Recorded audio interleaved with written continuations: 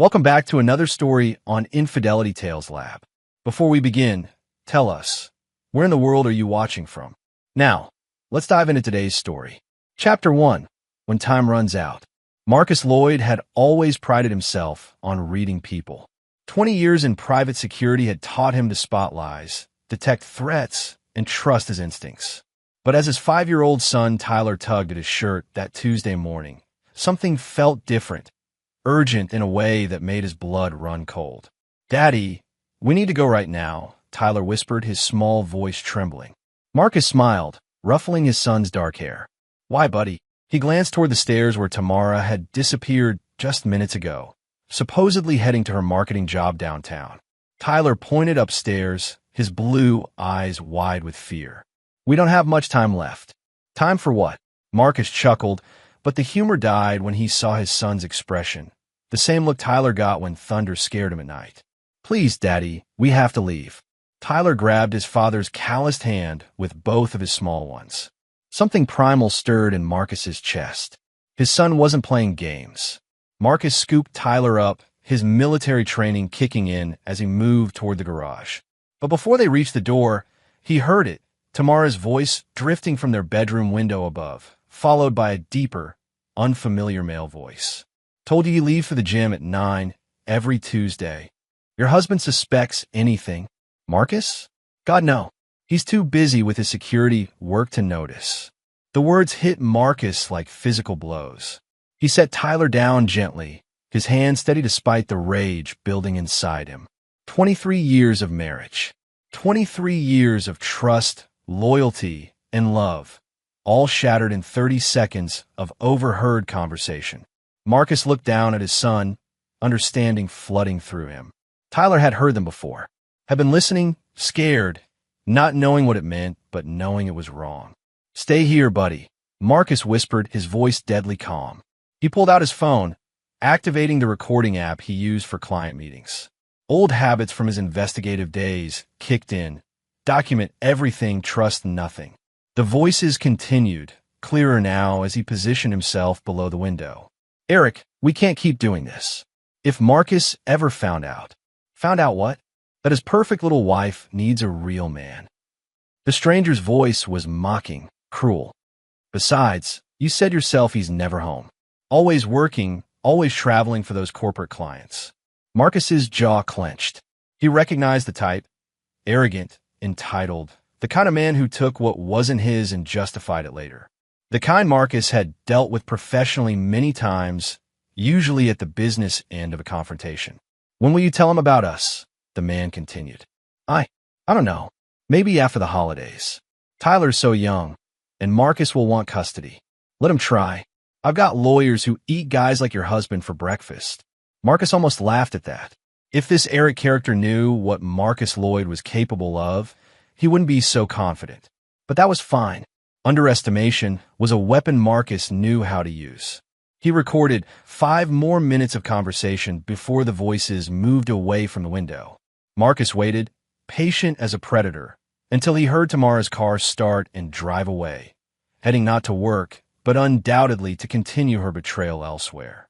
Tyler appeared at his side, still clutching his favorite toy truck. "Are you mad, Daddy?" Marcus knelt down, looking into his son's innocent eyes. The boy had tried to protect them both in the only way he knew how, by getting his father away from the house before the truth could destroy everything. "No, Tyler, I'm not mad at you." Marcus pulled his son close, his voice gentle despite the storm raging inside him. "You did good, buddy. You did real good." But as Marcus held his son, his mind was already working, planning, calculating. Tamara thought she knew her husband, the quiet security consultant who traveled for work and kept to himself. She had no idea she'd married a man who'd spent 5 years in Army Special Forces before transitioning to corporate security, a man who'd tracked down kidnappers, exposed industrial spies, and eliminated threats to his clients with surgical precision. She was about to learn that Marcus Lloyd was not a man who forgave betrayal, and neither was he a man who lost. Chapter 2. The Lion's Den. Marcus Lloyd hadn't always been a man who planned revenge with the precision of a military operation. Once, he'd been different, trusting, Open, the kind of husband who brought flowers home for no reason and believed in second chances. That man had died in Afghanistan, buried under the weight of betrayal by his own unit commander who'd sold their position to the enemy for a briefcase full of cash. 7 good soldiers had died because of that betrayal. Marcus had been the only survivor, and he'd made sure the corrupt commander faced justice, the kind that didn't come from military tribunals. Now, as he sat in his home office with Tyler safely at his mother-in-law Nancy Sampson's house, Marcus studied the photographs spread across his desk. Professional surveillance wasn't difficult when you knew what you were doing, and Marcus had been doing it for 20 years. 3 days of following Tamara had painted a clear picture of her deception. Eric Waller, 38 years old, recently divorced, working as a fitness trainer at Elite Performance Gym. The same gym where Tamara had started her morning workouts 6 months ago. The same gym where she'd been meeting her lover every Tuesday and Thursday while Marcus traveled for work. But Eric Waller wasn't just any fitness trainer. Marcus's background check revealed a pattern. 3 previous affairs with married clients, all ending when the women left their husbands. Eric had a system, a predatory approach to wealthy, lonely wives. He was a professional homewrecker, and Tamara was just his latest conquest. The photographs told the story. Tamara entering Eric's apartment at 9:15 a.m., leaving at 11:30 a.m., both of them laughing like teenagers. The hotel receipts Marcus found in her purse. The Roosevelt downtown, always the same suite, paid for with the credit card she thought he didn't monitor. Text messages recovered from her laptop backup. Can't wait to start our new life together, and Marcus will never see it coming. That last message made Marcus smile, a cold, predatory expression that would have terrified anyone who saw it. His phone buzzed. A text from Tamara, working late tonight. Don't wait up. Love you. The audacity of it impressed him. She was lying to his face while planning to destroy their family. All for a man who'd done this before and would undoubtedly do it again. Marcus opened his laptop and accessed the files he'd been building. Financial records, property deeds, investment accounts, custody law research, everything he'd need for what came next. But this wasn't going to be a simple divorce. This wasn't even going to be about money or custody. This was going to be about consequence. He picked up his phone and dialed a number he hadn't used in 3 years. Caesar's Savage Investigations came the gravelly voice. Caesar, it's Marcus Lloyd. A pause. Well, I'll be damned. Thought you'd gone completely legitimate. Marcus. What do you need? Background on a target. Deep background. The kind that finds things people want to stay hidden. Like the old days? Exactly like the old days. Caesar chuckled. Send me what you have. And Marcus? Good to have you back in the game. Marcus hung up and leaned back in his chair. Tamara and Eric thought they were playing house, planning their future while dismantling his family. They had no idea they'd just stepped into a spider's web that had been 20 years in the making. He thought about Tyler, about how his son had tried to warn him, tried to protect him in the only way a 5-year-old could understand. That boy deserved better than a mother who could lie to his face every morning and a stepfather who preyed on vulnerable women. Marcus opened his safe and removed a worn leather journal, his operational notebook from his active duty days. Some lessons were too important to forget, and some skills were too valuable to let rust. He had work to do. Chapter 3, The Web Begins. 1 week later, Marcus sat across from Caesar Savage in a dimly lit diner downtown, the kind of place where conversations disappeared into the ambient noise of clinking dishes and muffled conversations. Caesar slid a thick manila envelope across the table, his scarred face grim. Your boy Eric has been busy, Caesar said, stirring sugar into his coffee. 3 divorces in 2 years, all following the same pattern. Targets married women with assets, breaks up the marriage, moves on when the money runs out. Marcus opened the envelope, scanning the surveillance photos and financial records. What about current assets? Living beyond his means. Gambling problem, specifically high-stakes poker games in the back room of Virgil Witt's establishment on 5th Street. Owes about 60 grand to some very unfriendly people. That was interesting. Marcus filed the information away and continued reading. Says here he's got a sister in Phoenix. Kendrell Waller. Runs a small accounting firm. Completely legitimate as far as I can tell. But here's the kicker. She's been sending Eric money for months. Thinks he's starting a legitimate business. Marcus smiled. Family was always a weakness, and honest family members were even better. What about his background? Military, criminal record, anything useful? Clean record, but I dug deeper. Turns out your wife isn't his first married target with a military husband. 2 years ago, he targeted Linda Everett, married to Colonel Jonathan Everett. That marriage ended badly. Jonathan caught them together and nearly killed Eric with his bare hands. Only reason Eric didn't press charges was because he was sleeping with a man's wife. Where's Colonel Everett now? Retired, living in Montana. Bitter as hell and drowning in bourbon, last I heard. Marcus committed the name to memory. A disgraced military officer with a personal vendetta against Eric could be useful leverage. There's more, Caesar continued. Eric's been telling your wife that he's got business connections, ways to make serious money. Promised her they'll be living in luxury once she divorces you. Problem is, the only business Eric knows is separating lonely wives from their assets. He's selling her a fantasy. Exactly. And she's buying every word. According to my sources, she's already been to a divorce lawyer, Wilson Little's firm downtown. High-end, expensive, the kind that specializes in taking wealthy husbands to the cleaners. Marcus's expression didn't change, but inside, ice-cold fury crystallized into something harder. Tamara wasn't just having an affair. She was actively planning to destroy him financially while playing the victim. I need you to keep watching them, Marcus said, sliding a thick envelope across the table. Full surveillance, patterns, contacts, everything. And I need you to reach out to Colonel Everett. Discreetly. What are you planning, Marcus? Justice. Caesar studied his old friend's face and nodded slowly. He'd seen that expression before, in Afghanistan, right before Marcus had systematically dismantled the network of corruption that had gotten their unit ambushed. Methodical, patient, and absolutely ruthless. What about the boy? Tyler. For the first time, Marcus's expression softened. Tyler stays out of this. Whatever happens, he's protected. And if Tamara tries to use him as leverage? Marcus's eyes went cold again. She won't get the chance. After Caesar left, Marcus remained in the diner, planning his next moves. Phase 1 was information gathering, complete. Phase 2 was preparation, in progress. Phase 3 would be the trap itself. He thought about Tamara's lies, her casual betrayal, the way she kissed him goodbye each morning while planning his destruction. He thought about Eric's predatory smile and his assumption that Marcus was just another mark to be manipulated. Most of all, he thought about Tyler's small hand in his, the trust in his son's eyes when he tried to warn his father about the danger in their own home. Marcus Lloyd had been betrayed before, and he'd learned that mercy was just another word for weakness. Some people deserved second chances. Others deserved exactly what was coming to them.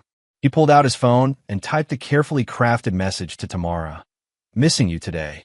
Can't wait to see you tonight. We should plan something special for this weekend. Just the 3 of us. Her response came immediately. That sounds wonderful. Love you so much. Marcus deleted the conversation and smiled.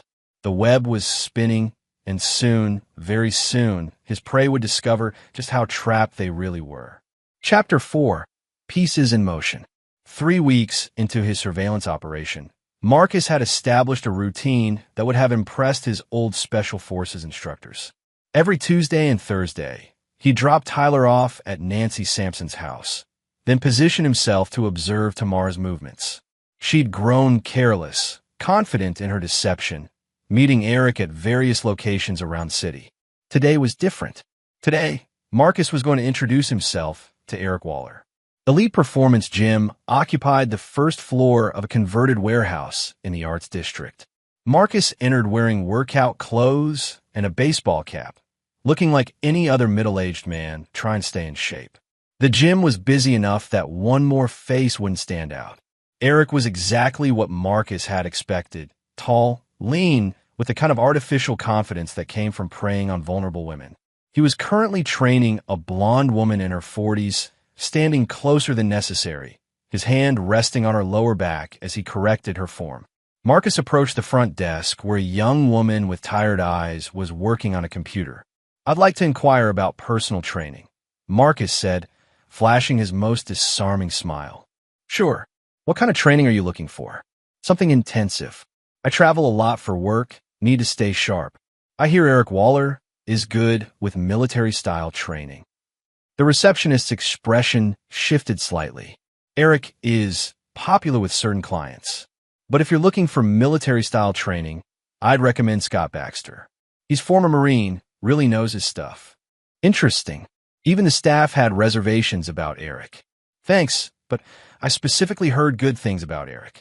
Could I schedule a consultation?" 20 minutes later, Marcus found himself face-to-face with the man who was destroying his marriage. Eric had the kind of smile that probably worked on lonely housewives, practiced predatory, with dead eyes that didn't match the expression. "So Marcus, right? What are your fitness goals?" "Staying combat ready," Marcus replied, noting how Eric's posture shifted slightly at the military terminology. "I do corporate security, sometimes for high-risk clients. Need to be able to handle myself if things go sideways." "Corporate security? Huh? Must be interesting work. Good money in that field." There it was, the fishing for financial information that Caesar had warned him about. "It pays well enough. My wife doesn't have to work, we've got a nice house, can afford the luxuries." Eric's eyes lit up with interest. "Married, huh? Kids?" "One son, 5 years old. Great kid." Marcus watched Eric's reaction carefully. "My wife's been working out lately. Actually, says exercise helps with stress. I should probably ask where she goes. Might be nice to work out together." "Where does she go now?" "Someplace in this area, I think." "Tamara Lloyd?" "She's about 5'6", brown hair, drives a white BMW." For just a moment, Eric's practiced expression slipped. Marcus caught it. The recognition, the slight panic, the rapid calculation. Eric was realizing he was talking to the husband of his current target. "Doesn't ring a bell," Eric said smoothly, but his voice had changed. "A lot of clients come through here." Sure. "Well, anyway, when can we start training?" They scheduled sessions for the following week, and Marcus left with Eric's direct phone number and a clear understanding of his enemy. Eric was good at manipulation, but he wasn't particularly bright. The moment Marcus had mentioned Tamara's name, Eric had started planning how to use this coincidence to his advantage. That evening, Marcus sat in his office, reviewing the day's recordings. He'd worn a wire to the gym, an old habit that had served him well in corporate security. Eric's voice came through clearly as he called someone immediately after Marcus left. "Yeah, it's me. We got a problem. The husband showed up at the gym. No, he doesn't know anything, but this is getting too close. I think we need to move up the timeline." Marcus smiled and reached for his phone. Time to accelerate his own timeline. He dialed Caesar's number. "It's me. I need you to contact Colonel Everett tonight. Tell him I have a proposition that might interest him." "What kind of proposition?" "The kind that give him a chance to get even with Eric Waller. And I need you to reach out to Kendra Waller in Phoenix. Tell her someone's been using her brother's name in some questionable business deals around town." "Marcus, where are you planning?" "Eric wants to move fast. We'll give him fast. By the end of next week, he's going to wish he'd never heard the name Lloyd." After hanging up, Marcus walked to Tyler's room and found his son already asleep, clutching his toy truck. The boy looked peaceful, innocent, trusting that his father would protect him from the monsters in the world. Marcus had never failed to protect someone he loved. He wasn't about to start now. Chapter 5, The Squeeze. Colonel Jonathan Everett arrived in town on a Wednesday, driving a battered pickup truck and carrying himself with the rigid posture of a man who'd spent 30 years in the military. Marcus met him at the same diner where he'd briefed Caesar, observing the older man's weathered face and the pain that whiskey couldn't quite wash away. "You're Lloyd," Everett said, settling into the booth. "Savage says you've got Eric Waller in your crosshairs. He destroyed your marriage. Now he's working on mine." Everett's jaw tightened. "Linda and I had 22 years together. 2 decades of marriage, and that piece of garbage destroyed it in 3 months. She took half of everything and moved to California with him." "Where is she now?" "Vegas, last I heard. Cocktail waitress." Turns out Eric's promises were all lies. He dumped her the minute her divorce settlement ran out. Marcus slid a photograph across the table. Eric and Tamara entering the Roosevelt Hotel. He's using the same playbook. My wife thinks he's going to marry her, set her up in luxury. She's already seen a divorce lawyer. Everett studied the photo, his hands shaking slightly. What do you want from me? Eric owes money to some dangerous people. Gambling debts. I want you to help me make sure those debts come due all at once. That's a dangerous game, Lloyd. Colonel, I've done dangerous before. Question is, do you want to watch Eric Waller destroy another family? Or do you want to help me stop him?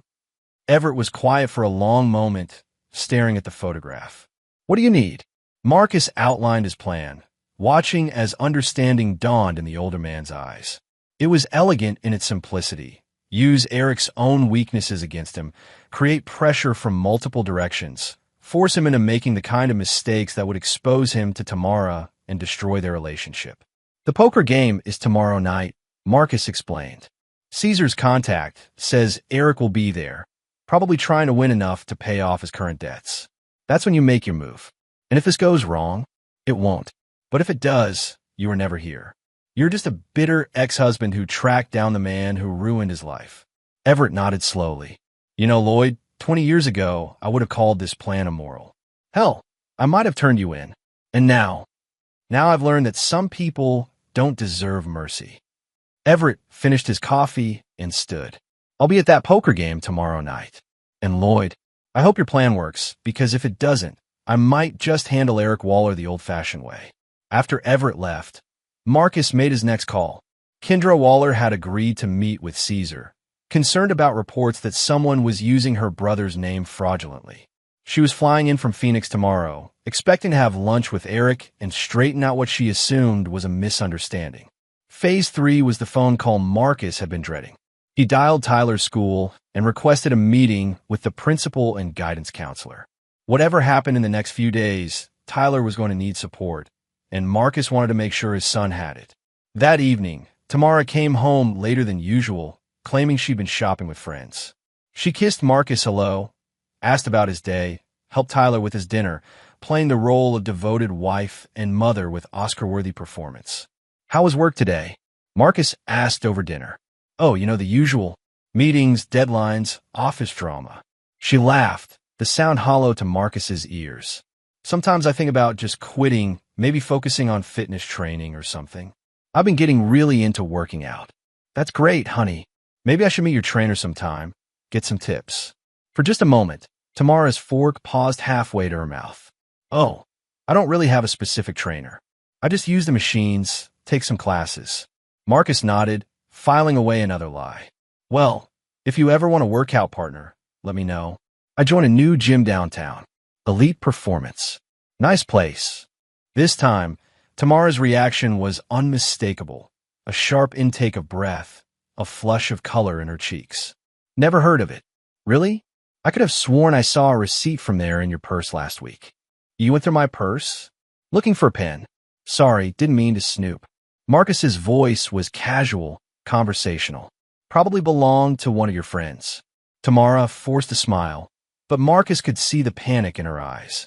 She was realizing that her carefully constructed lies were starting to unravel, and she didn't know how much her husband actually knew. Good. Panic made people make mistakes, and Marcus was counting on Tamara and Eric to make several very big mistakes in the next 48 hours. After dinner, while Tamara was giving Tyler a bath, Marcus received a text from an unknown number, ready for tomorrow night.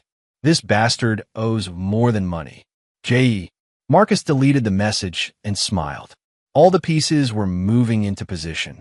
Tomorrow night, Eric Waller was going to discover that some debts couldn't be paid with money, and some enemies were more dangerous than he'd ever imagined.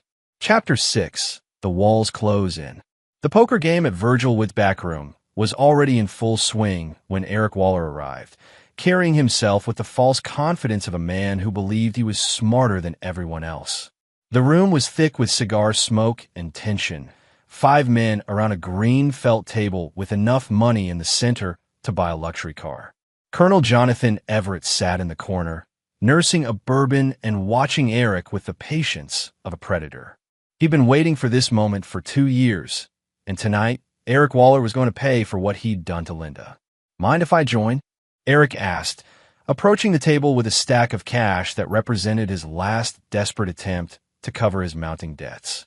"Fresh money's always welcome," Virgil Witt said, his gravelly voice carrying the authority of a man who'd run illegal games for 20 years. "But you know the rules, Eric. No credit, no IOUs. Cash only." Eric took his seat, confident in his ability to read people and exploit their weaknesses. What he didn't know was that 3 of the other players at the table were working with Marcus Lloyd, following a carefully orchestrated script designed to separate Eric from every dollar he had. For the first hour, Eric won steadily, his confidence growing with each successful bluff. But Marcus had studied Eric's playing style through weeks of surveillance, and the trap was designed to exploit the man's predictable patterns. By 11 p.m., Eric was down $12,000 and growing desperate. The other players could smell his panic, and like sharks sensing blood, they began to circle. "Rough night, Eric," one of them said with false sympathy. "Maybe you should call it quits." "I'm fine," Eric snapped, loosening his tie. "One good hand, and I'm back in it." That's when Colonel Everett made his move. He approached the table slowly, his military bearing impossible to miss. "Eric Waller," Everett said, his voice carrying across the room. "I've been looking for you." Eric looked up, and the color drained from his face. He recognized Everett immediately, the husband he'd destroyed, the man whose wife he'd stolen and discarded. I don't know what you want, but what I want," Everett said quietly, "is for you to know that actions have consequences. You destroyed my marriage, took my wife, and left her broken in a Vegas gutter when her money ran out." The room had gone silent. Virgil Witt was watching with interest, and the other players were leaning back, sensing violence in the air. That's in the past," Eric stammered. "Linda made her own choices. Linda made choices based on your lies. Just like you're lying to Tamara Lloyd right now." Eric's face went white. "How do you know about?" "I know everything, Eric. I know about the gambling debts. I know about the promises you made to Tamara. I know about her husband, Marcus." Everett smiled coldly. "You picked the wrong family to destroy this time." Before Eric could respond, his phone rang. The caller ID showed his sister's name, and with everyone watching, he had no choice but to answer. "Kendra, what's wrong?" "Eric, I'm at the airport. I flew in because someone called about you using my name in some kind of fraud scheme. What the hell is going on?" Eric's hands began to shake. "There's no fraud, Kendra. Someone's just confused. They had documentation, Eric. Bank records, hotel receipts, evidence that you've been running some kind of con game on married women. Please tell me this isn't true." The phone slipped from Eric's nerveless fingers. Around the poker table, 5 men watched as his world imploded in real time. "Looks like your luck's run out," Virgil Witt said, standing up. "And you still owe me 60 grand, plus tonight's losses. That's what, 75,000 total. I can get it. I just need time." "Time's up, Eric. You know what happens to people who can't pay their debts." Colonel Everett picked up Eric's phone and ended the call with Kendra. "You got a choice, son. You can face Virgil's people, or you can face Marcus Lloyd. Either way, your days of destroying families are over." Eric looked around the room, seeing his options disappear one by one. The poker players who'd taken his money were already leaving, and Virgil's associates were moving closer. What does Lloyd want?" "For you to disappear," Everett said simply. "Leave town tonight. Don't contact Tamara again. Don't try to collect any money she owes you. Just vanish. And if I don't," Everett's smile was colder than Arctic wind, "then you'll discover that some husbands aren't as passive as you thought. Marcus Lloyd isn't the kind of man who forgives betrayal." Eric's phone buzzed with a text message. He looked down to see a photo of himself entering his apartment, taken just hours ago, with a simple message: "We know where you live. We know where you work. We know everything. You have 12 hours. In that moment, Eric Waller realized he'd made a catastrophic mistake. He'd targeted a family protected by a man who played by rules Eric had never imagined. 12 hours to do what? Eric whispered. "To be gone," Everett replied. "Because if Marcus Lloyd has to come looking for you personally, gambling debts will be the least of your problems." Chapter 7. The Hunt Begins. Eric Waller's apartment was empty by dawn, but Marcus Lloyd was just getting started. Through his network of contacts and surveillance equipment, he tracked Eric's panicked movements throughout the night. The desperate phone calls, the hasty packing, the withdrawal of his remaining bank funds from 3 different ATMs. Eric had run, just as Marcus had predicted, but running only delayed the inevitable. Tamara discovered Eric's disappearance when she arrived at their usual meeting spot Thursday morning. The hotel desk clerk, prompted by a generous tip from Caesar Savage, informed her that Mr. Waller had checked out permanently and left no forwarding address. Marcus watched through Caesar's cameras as Tamara called Eric's phone repeatedly, her voice growing more frantic with each unanswered ring. By noon, she was crying in her car outside the elite performance gym, where a helpful receptionist confirmed that Eric had quit without notice and cleared out his locker. But Marcus wasn't satisfied with Eric merely leaving town. The man had made it personal when he'd targeted Marcus's family, and personal debts required personal payment. He's holed up at a motel outside Memphis, Caesar reported during their evening meeting. Paid cash, using a fake ID, but he's not very good at staying hidden. What about the sister? Kendra Waller flew back to Phoenix this morning, madder than hell. She cut off all contact with Eric and threatened to call the police if he tries to contact her again. Marcus nodded. Eric's support system was collapsing, just as planned. And the gambling debts. Virgil's people are actively hunting him. Word is Eric owes money to 3 different organizations now, and none of them are known for their patience. That was the beauty of Marcus's plan. He didn't need to destroy Eric directly. He'd simply created the conditions for Eric to destroy himself. The man was now running from multiple enemies, with no resources, no allies, and no way to earn legitimate money. I need you to make one more call, Marcus said, sliding a piece of paper across the table. Linda Everett in Vegas. Tell her that Eric Waller is broke, alone, and that the next woman he destroyed wants to have a conversation. Caesar raised an eyebrow. You think she'll cooperate? Eric left her with nothing, destroyed her marriage, and disappeared when her money ran out. She's got as much reason to hate him as anyone. That evening, Marcus returned home to find Tamara in their bedroom, crying over her phone. She'd spent the entire day trying to contact Eric, and the reality of her situation was beginning to sink in. Rough day, Marcus asked casually, setting down his briefcase. Tamara quickly wiped her eyes. Just tired. Work's been stressful. Maybe you should take some time off. You seem really run down lately. I'm fine, she said quickly. Just need a good night's sleep. Marcus nodded and kissed her forehead, playing the concerned husband perfectly. But inside, he was calculating her next moves. Tamara was trapped between her guilt over the affair and her growing desperation to contact Eric. Soon, very soon, she would make the mistake that would give Marcus everything he needed. 2 days later, his patience was rewarded. Tamara told Marcus she was visiting her mother, but Caesar's surveillance showed her driving to Wilson Little's law office downtown. She spent 2 hours inside, emerging with a thick packet of legal documents and the grim expression of a woman who'd just learned that divorcing Marcus Lloyd wouldn't be as profitable as she'd hoped. Marcus's financial preparations had been thorough. His assets were protected through a labyrinth of legal structures that would take years to untangle. His business interests were shielded by military-grade security protocols, and his evidence of Tamara's infidelity was so comprehensive that any court would award him full custody of Tyler. But Marcus wasn't planning to use the courts. He had something much more permanent in mind. That night, he called Colonel Everett with an update. Eric's getting desperate. He tried to contact Tamara through a mutual friend, but she's smart enough to know her phones are probably monitored. What's your next move? Eric's going to surface soon. Men like him can't stay hidden for long. They need to be the predator, not the prey. When he does, I'll be ready. And Tamara? Marcus's voice went cold. Tamara made her choice when she decided to destroy our family. She'll face the consequences of that choice. Everett was quiet for a moment. Marcus, be careful you don't become something you can't live with.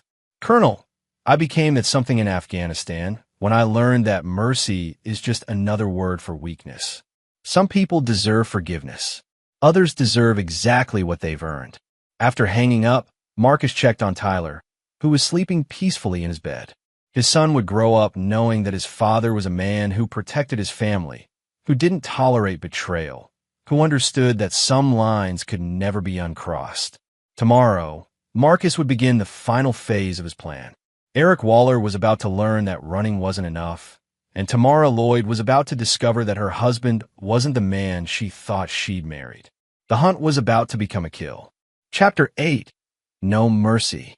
Linda Everett's call came at 3 a.m., her voice slurred with alcohol and rage. Eric had contacted her, desperate and broke, begging for money and a place to hide. Instead of hanging up, Linda had agreed to meet him, and she'd given Marcus the location. "He thinks I still love him," Linda said, her laugh bitter. "Thinks I'll help him because we were special. Stupid bastard doesn't realize he destroyed any love I had left." Marcus dressed quickly, leaving Tamara asleep in their bed. She'd been increasingly agitated over the past week, jumping at every phone ring, checking her messages obsessively. She knew something was wrong, but she didn't know how wrong things were about to get. The meeting location was a 24-hour diner on the outskirts of the city, the kind of place where nobody asked questions and the security cameras had been broken for years. Marcus arrived early, positioning himself where he could observe without being seen. Eric looked terrible, unshaven, wearing the same clothes for days, the cockiness replaced by the haunted expression of a man running from multiple enemies. He sat in a corner booth, constantly checking the entrance, his hands shaking as he sipped black coffee. Linda arrived exactly on time, but she wasn't alone. Colonel Everett followed her inside, and Marcus smiled as he recognized his third companion, Jesse Ramsey, one of Virgil Witt's enforcers. Eric's face went white when he saw them. He started to stand, but Jesse's hand on his shoulder pushed him back down. "Going somewhere, Eric?" Linda asked, sliding into the booth across from him. "After you called for help. I thought we should have a family reunion." "Linda, please, I know you're angry, but—" "Angry?" Linda's voice carried across the diner. "Angry doesn't begin to cover what I am, Eric. You destroyed my marriage, stole my money, and threw me away like garbage when I had nothing left to give." Colonel Everett took the seat next to Linda, his presence radiating menace. "Turns out Linda and I have been talking, Eric, comparing notes about your methods, your lies, your promises. I never meant for things to go that way." "Shut up," Jesse interrupted, his voice calm but dangerous. "You owe Mr. Witt $75,000, plus interest, plus penalties for making him hunt you down. Call an even $100,000. Eric's hand was shaking violently now. "I don't have that kind of money. I lost everything." "Then you'd better find a way to get it," Jesse said. "Because Mr. Witt's patience ran out 3 days ago." "What about Tamara Lloyd?" Linda asked suddenly. "Still planning to run away with her money? Start a new life while she destroys her family?" Eric's eyes darted around the diner, looking for escape routes that didn't exist. "Tamara, she's not answering my calls. I think her husband might know." "Her husband definitely knows," Colonel Everett said, "and he's not the forgiving type." Marcus chose that moment to make his entrance, walking slowly across the diner with the predatory grace of a man who'd spent years hunting human prey. Eric's face went from white to gray as he recognized the husband he'd been betraying. "Eric Waller," Marcus said, sliding into the booth next to Jesse. "We need to talk. I don't know what you think you know, but—" Marcus placed his phone on the table and pressed play. Eric's voice filled the air. "Your husband suspects anything?" followed by Tamara's response, and their entire conversation about destroying Marcus's family. 3 weeks of recordings, Marcus said quietly. Hotel receipts, bank records, photographs, testimony from witnesses. "Would you like to hear more?" Eric slumped in his seat, defeated. "What do you want?" "I want you to understand something," Marcus said, his voice carrying the authority of a man who'd killed enemies with his bare hands. "You targeted my family. You corrupted my wife. You made my 5-year-old son afraid in his own home. That's not a debt that can be paid with money. I'll leave town. I'll never contact Tamara again. I'll disappear. You already tried running, Eric. How did that work out for you?" Jesse leaned forward. "The debt to Mr. Witt still stands. $100,000 due immediately. But I don't have—" "Then you'd better call your lady friend," Linda interrupted. See if she's willing to pay for your mistakes. Marcus placed a second phone on the table. Eric's phone, which Caesar had retrieved from his abandoned apartment. Go ahead. Call Tamara. Tell her you need $100,000 to save your life. With trembling fingers, Eric dialed Tamara's number. Marcus watched his wife's contact information appear on the screen and felt nothing but cold satisfaction. Tamara? Eric's voice cracked. It's me. I'm in trouble. I need money. A lot of money. Marcus couldn't hear Tamara's side of the conversation, but he could imagine her panic, her desperation, her growing realization that her fantasy romance was collapsing into nightmare. 100,000, Eric continued. I know it's a lot, but if I don't pay, they'll hurt me. The call ended abruptly. Eric stared at the phone, his last hope extinguished. She hung up, he whispered. Smart woman, Marcus said. Smarter than I gave her credit for. Jesse stood up. Well, this has been educational, but Mr. Witt wants his money. Since you can't pay. He cracked his knuckles meaningfully. Wait, Marcus said. I have a proposition. Chapter 9. The Price of Betrayal. The abandoned warehouse on the industrial side of town had once housed Marcus's corporate security training facility. Now it served a different purpose. A place where debts were settled and justice was administered without the interference of courts or lawyers. Eric Waller hung, suspended from a chain, conscious but wishing he wasn't. His face was a canvas of bruises, painted by Jesse Ramsey's methodical expertise over the past 6 hours. But the physical pain was nothing compared to the psychological torture of watching his life's work. His careful manipulation of vulnerable women, documented and broadcast to every victim he'd ever targeted.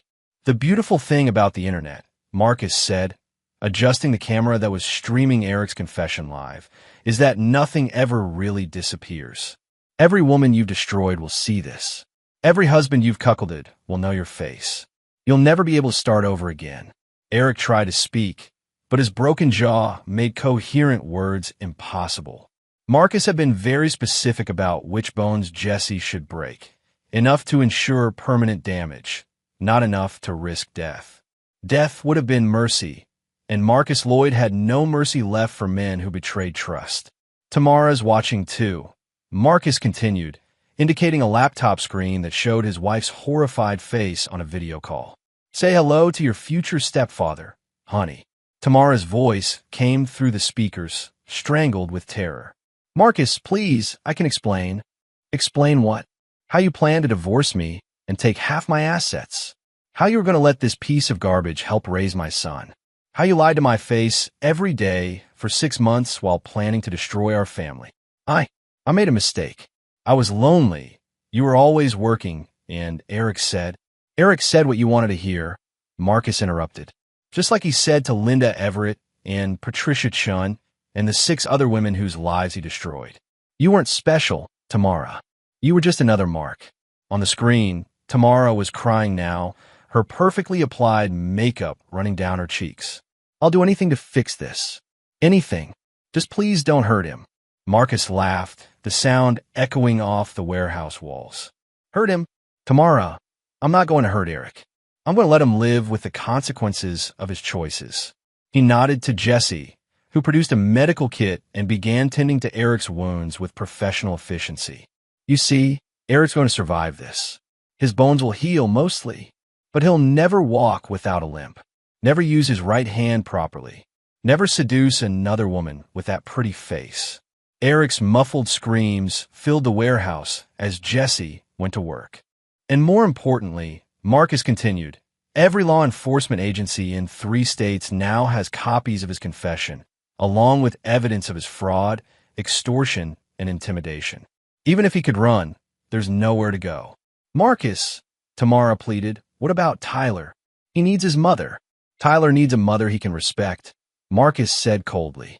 Not a woman who would destroy his family for a fantasy.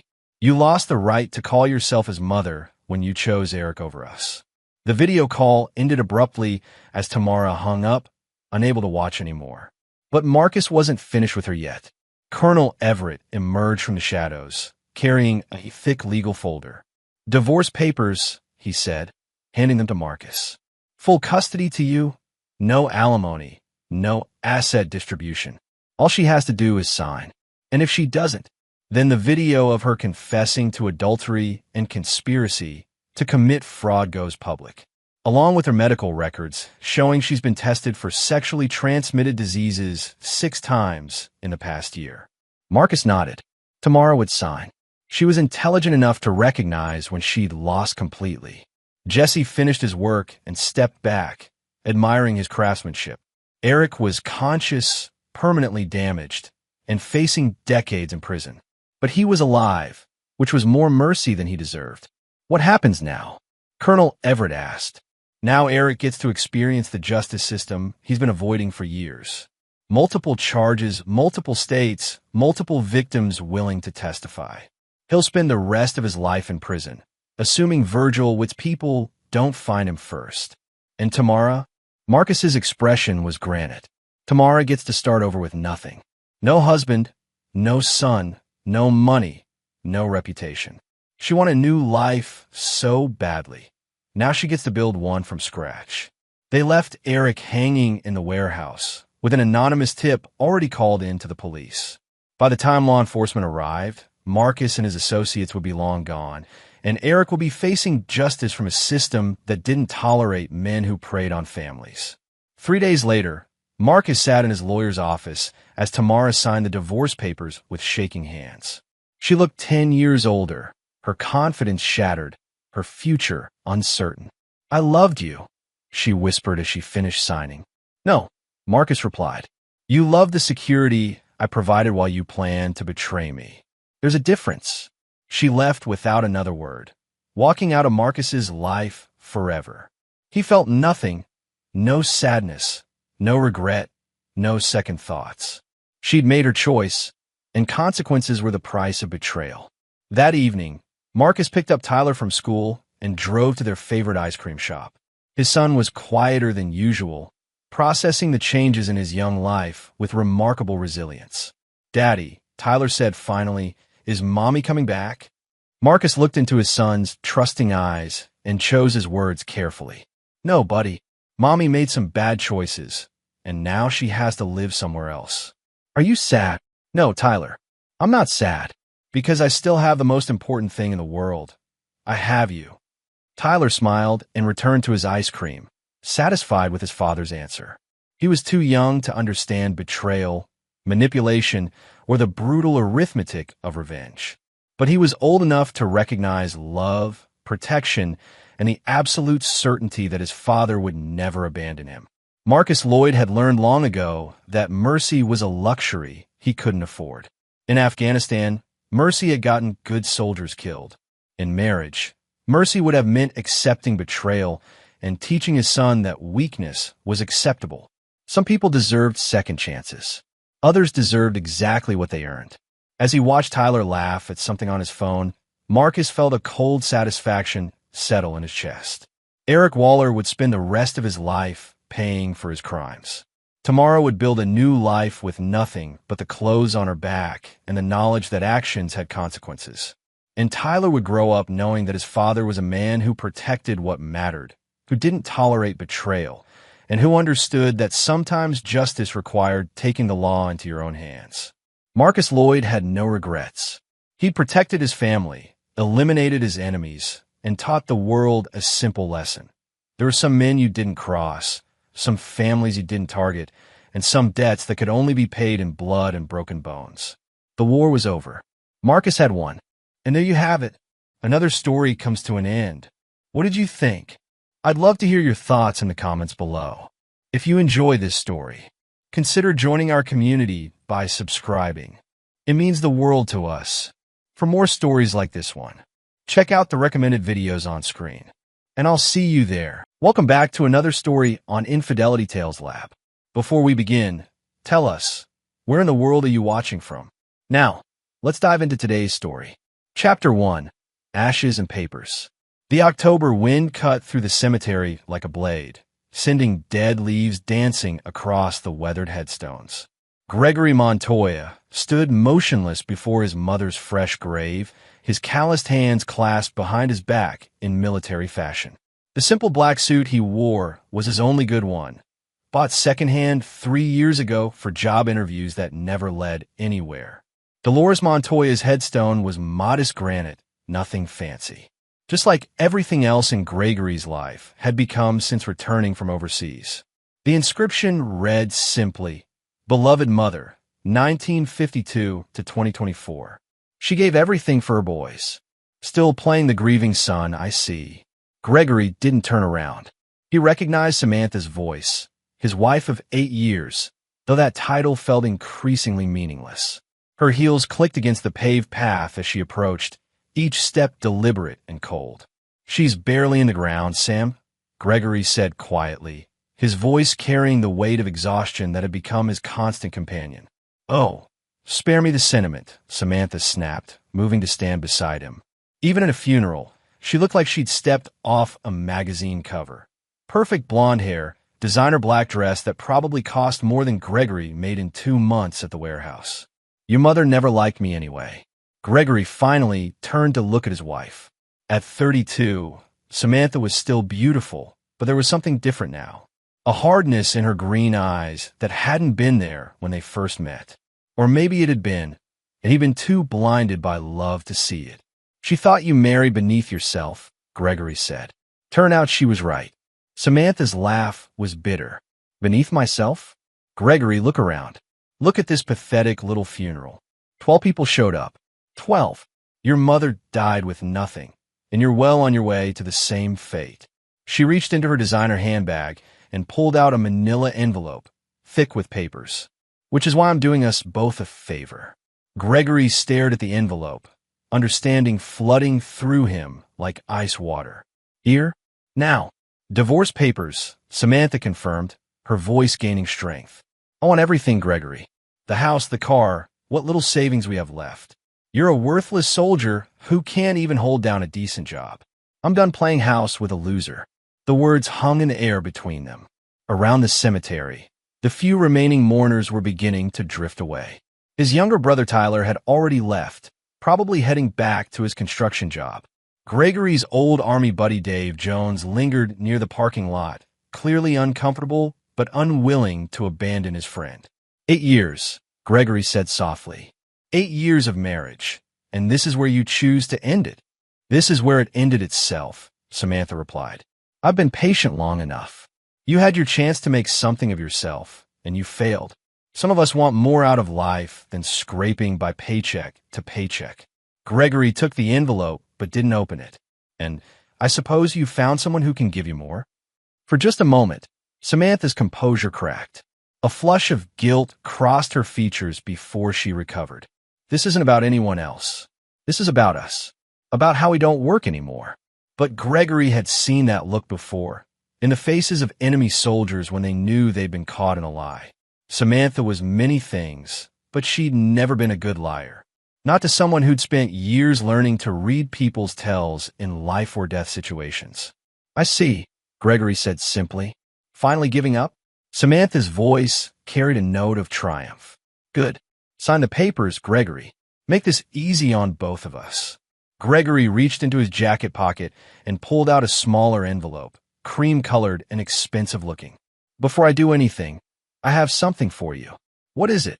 "Your inheritance," Gregory said, holding out the envelope. Samantha frowned, suspicious. "Inheritance? From who?" "Your mother had nothing. Just open it." Samantha snatched the envelope and tore it open roughly. Inside were several documents, legal papers with official seals and letterheads.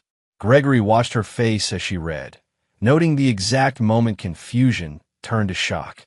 "Where did you?" she began, then stopped, her face going pale. "Keep reading," Gregory said calmly. Samantha's hands were shaking now as she turned to the second page. Whatever she saw there made her legs give out, and she collapsed to her knees on the damp grass beside his mother's grave, the papers scattering in the wind.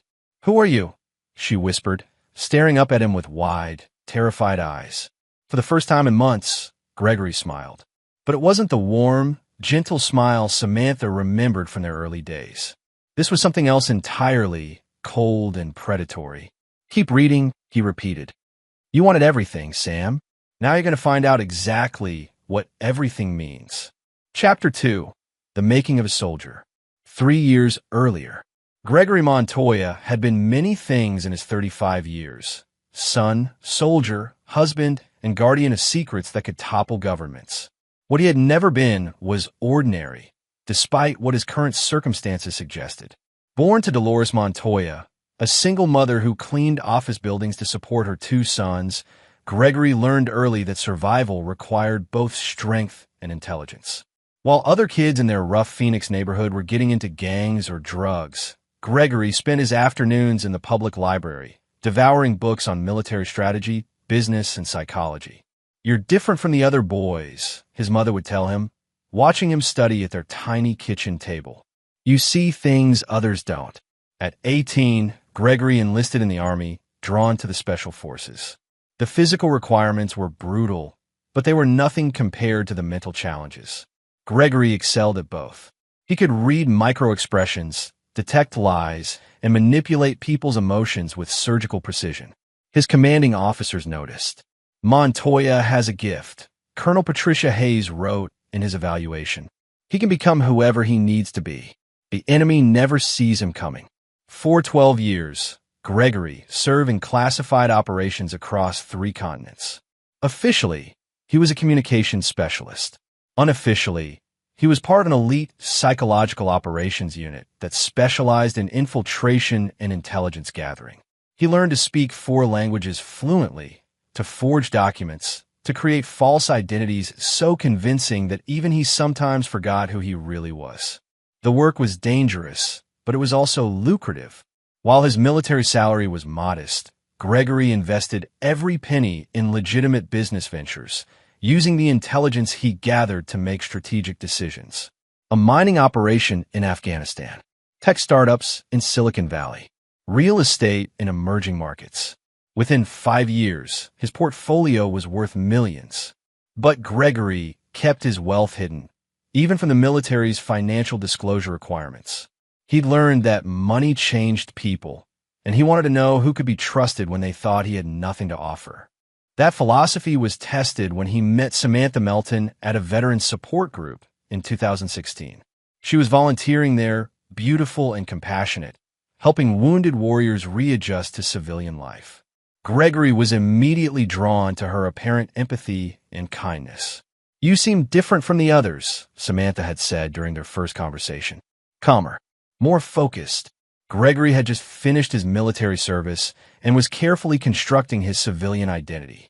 To the world, he was a struggling veteran with PTSD, working warehouse jobs, and fighting with the VA for benefits. It was a perfect cover. No one suspected that the quiet man in secondhand clothes was worth more than most Fortune 500 executives. Their courtship was swift. Samantha seemed genuinely caring, bringing him home-cooked meals when he pretended to struggle financially, encouraging him to apply for better jobs, never complaining when he said he couldn't afford fancy restaurants or expensive gifts. "I don't care about money," she'd insisted when he proposed with a modest ring. "I care about you." They married in a small ceremony at his mother's church. Gregory's military buddy Dave Jones was his best man, one of the few people who knew at least part of the truth about Gregory's capabilities, if not his wealth. "You sure about this, brother?" Dave had asked the night before the wedding. "Something about her feels calculated." "Everyone's calculating," Gregory had replied. "The question is what they're calculating for." For the first few years, Samantha seemed content. She worked as a medical receptionist while Gregory maintained his cover, taking jobs at warehouses and loading docks. He deposited his modest paychecks into their joint account, while his real wealth accumulated in hidden offshore accounts and shell corporations. But as time passed, Gregory began to notice changes. Samantha grew more critical of their lifestyle, more resentful of their financial limitations.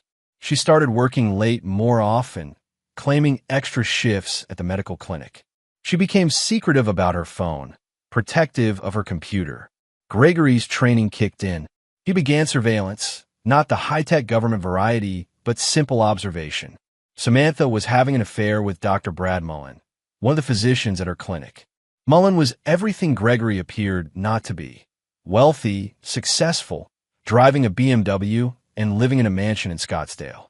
The betrayal cut deeper than any physical wound Gregory had received in combat. Not because he loved Samantha. He realized now that what he'd felt was more projection than genuine emotion, but because she had proven his worst suspicions about human nature. Given the choice between loyalty to a struggling veteran and the easy wealth of a successful doctor, she chose wealth. Gregory could have confronted her immediately, could have revealed his true financial status, and fought for the marriage. Instead, he chose to wait and watch. If Samantha was capable of this level of deception, he wanted to know exactly how far she would go. The answer came at his mother's funeral, in the form of divorce papers served at graveside. Samantha wasn't just leaving him. She was kicking him while he was down, trying to take even the little he appeared to have. That was when Gregory Montoya, the man who had toppled terrorist networks and dismantled criminal organizations, decided to remind the world why his enemies had learned to fear him. The soldier was done playing the victim. Chapter 3. The Art of War. Present day, 1 week after the funeral. The warehouse where Gregory worked his cover job was a monument to mediocrity. Gray concrete walls, flickering fluorescent lights, and the perpetual smell of diesel exhaust from the loading docks. For 3 years, Gregory had punched a time clock here, lifted boxes, and endured the subtle condescension of supervisors half his age. It was perfect camouflage. Now, sitting in his beat-up Honda Civic during lunch break, Gregory reviewed the intelligence files spread across his passenger seat. Old habits died hard, and information warfare had always been his specialty. Dr. Bradley Mullen was a creature of habit and ego.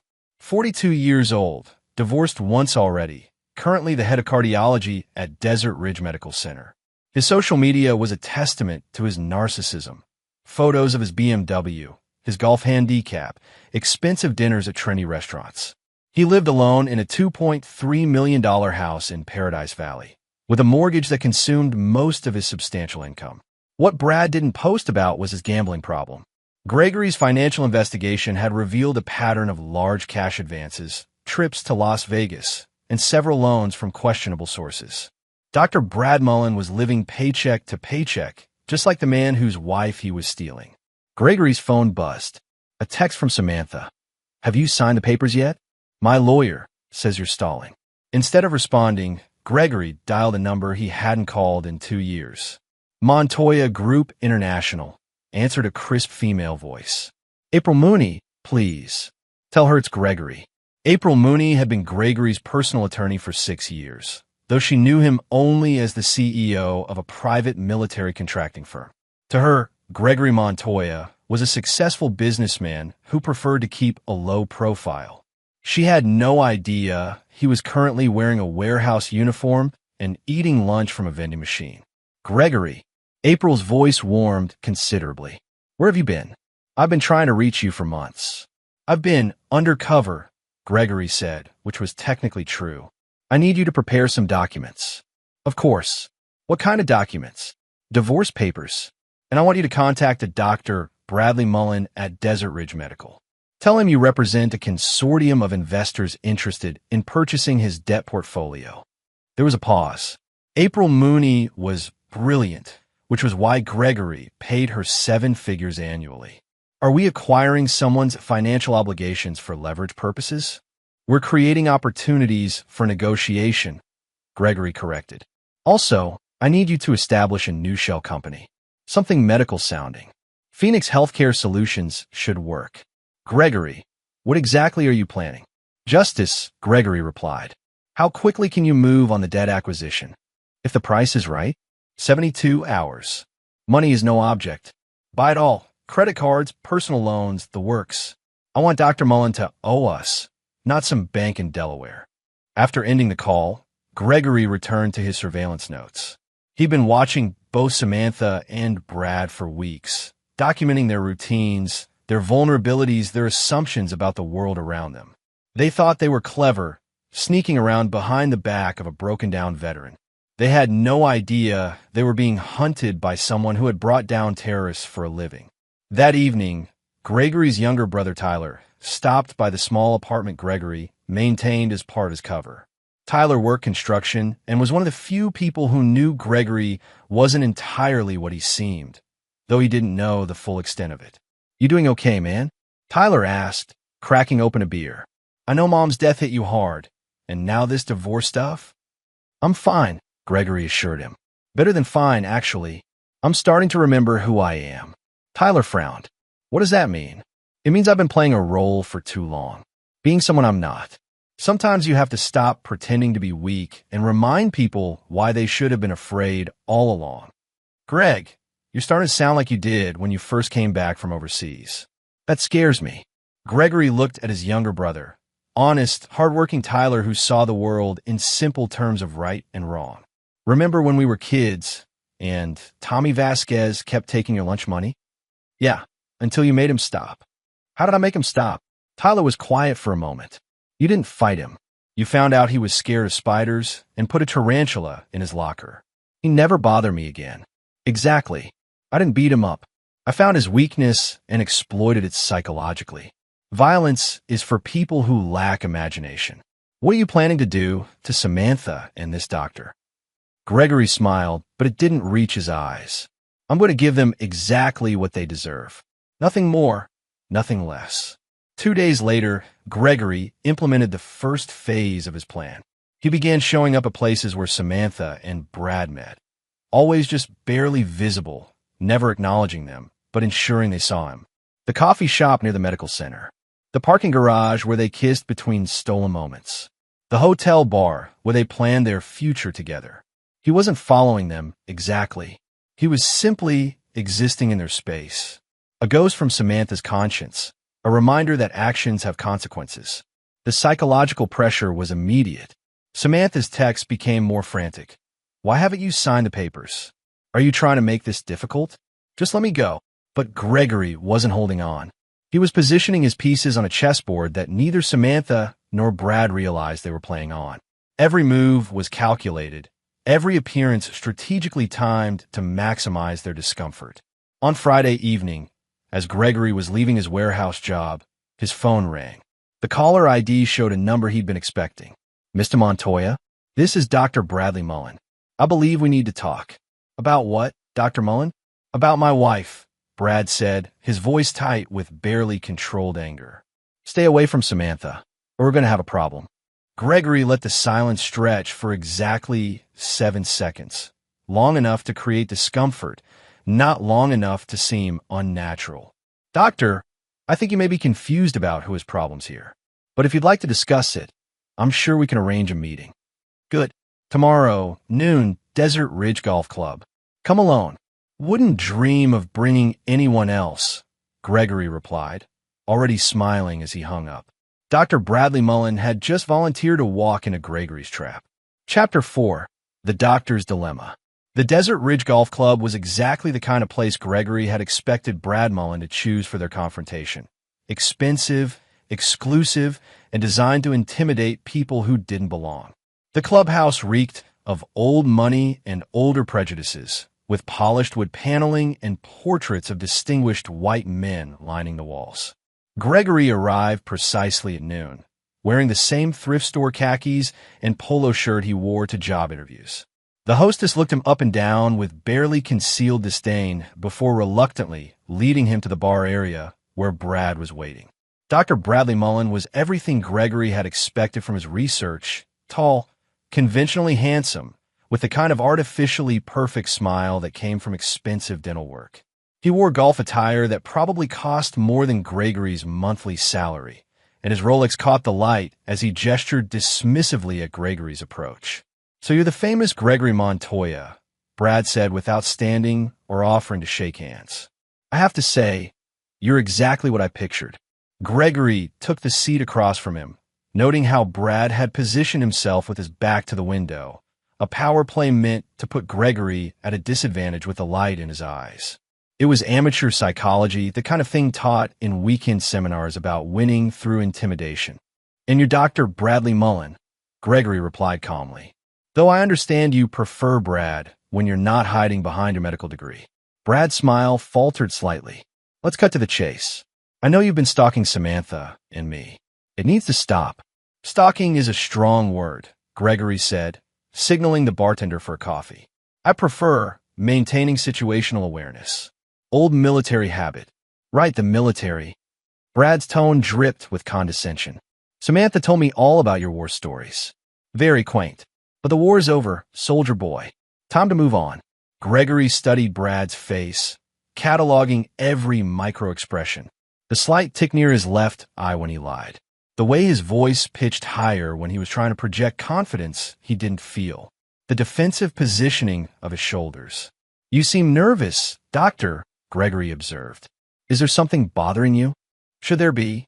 Brad shot back, but Gregory caught the telltale pause, a fraction of a second too long, indicating deception. I wouldn't know. I'm just a warehouse worker, after all. What could possibly worry a successful cardiologist about someone like me? Brad leaned forward, dropping his voice. Look, I'm going to be straight with you. Samantha doesn't love you anymore. Maybe she never did. She wants out, and you need to accept that and move on with your life. That's interesting advice, Gregory said, accepting his coffee from the bartender. Tell me, Brad, may I call you Brad? How long have you been sleeping with my wife? The question hit like a physical blow.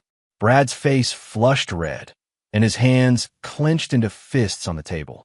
I don't know what you're talking about. Of course you don't. Just like you don't know about the $47,000 you lost in Vegas last month, or the private loan you took out to cover your mortgage payment, or the fact that your ex-wife's alimony is bleeding you dry. Brad went pale. How do I know? Gregory smiled, and for the first time, let a hint of his true nature show through. Because knowledge is power, doctor, and power is something I understand very well. Before Brad could respond, Gregory's phone buzzed with a text message. He glanced at it, then showed the screen to Brad. It was from April Mooney. Acquisition complete. Phoenix Healthcare Solutions now owns 100% of Target's outstanding debt. Total, $847,000. Brad stared at the phone, his face cycling through confusion, fear, and dawning comprehension. What is this? What did you do? I bought you, Gregory said simply. Every credit card, every personal loan, every outstanding debt you have. As of this morning, you don't owe various banks and lending institutions. You owe me. That's impossible. You're a warehouse worker. You don't have that kind of money. Gregory reached into his wallet and pulled out a business card. Expensive cardstock with embossed lettering. He slid it across the table to Brad, who picked it up with shaking fingers. Montoya Group International, Brad read aloud. CO, Gregory Montoya. He looked up, his face ashen. This is a joke. This has to be a joke. Call the number, Gregory suggested. Ask for April Mooney, my attorney. She'll confirm that Phoenix Healthcare Solutions, a subsidiary of Montoya Group International, is now your primary creditor. She'll also explain the new terms of your debt. Brad fumbled for his phone, dialing the number with unsteady fingers. Gregory watched with clinical interest as Brad spoke to April, his face growing paler with each word. That's not possible, Brad was saying into the phone. The interest rate can't be legal. What do you mean immediate full payment? After a few more minutes of increasingly desperate conversation, Brad hung up and stared at Gregory with naked terror. You just made your debt callable on demand, Gregory explained. As of right now, you owe Phoenix Healthcare Solutions $847,000, payable immediately upon request. The interest rate is 18% annually, compounded daily. That's perfectly legal in Arizona, by the way, for commercial debt agreements. This is insane. I can't pay that kind of money.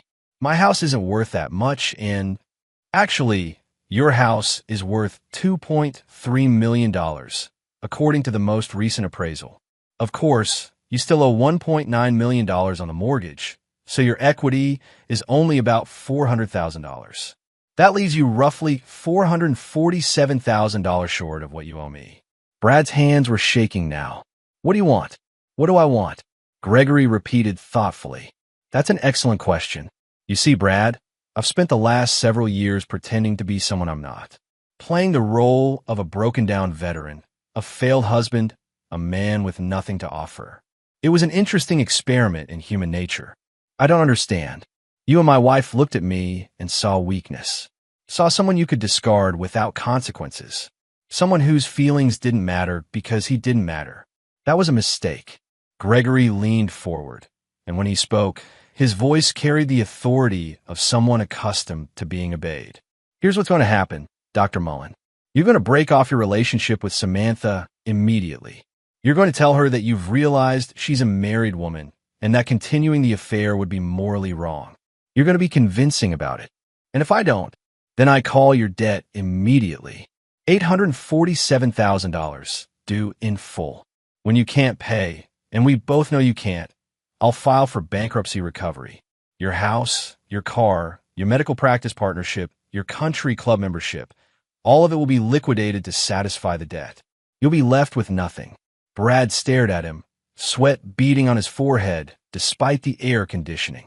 You're destroying my life over a woman who doesn't even love you. I'm not destroying anything, Gregory corrected. I'm simply revealing the consequences of your choices. You chose to pursue a married woman. You chose to accumulate debts you couldn't afford. You chose to gamble with money you didn't have. I'm just facilitating the natural outcomes of those decisions. This is revenge. This is justice, Gregory replied. There's a difference. Brad sat in silence for several minutes, staring at the business card as if it might change before his eyes. Finally, he looked up at Gregory with the expression of a man who had just realized he was drowning. How long do I have? To end things with Samantha? I'd suggest today would be appropriate.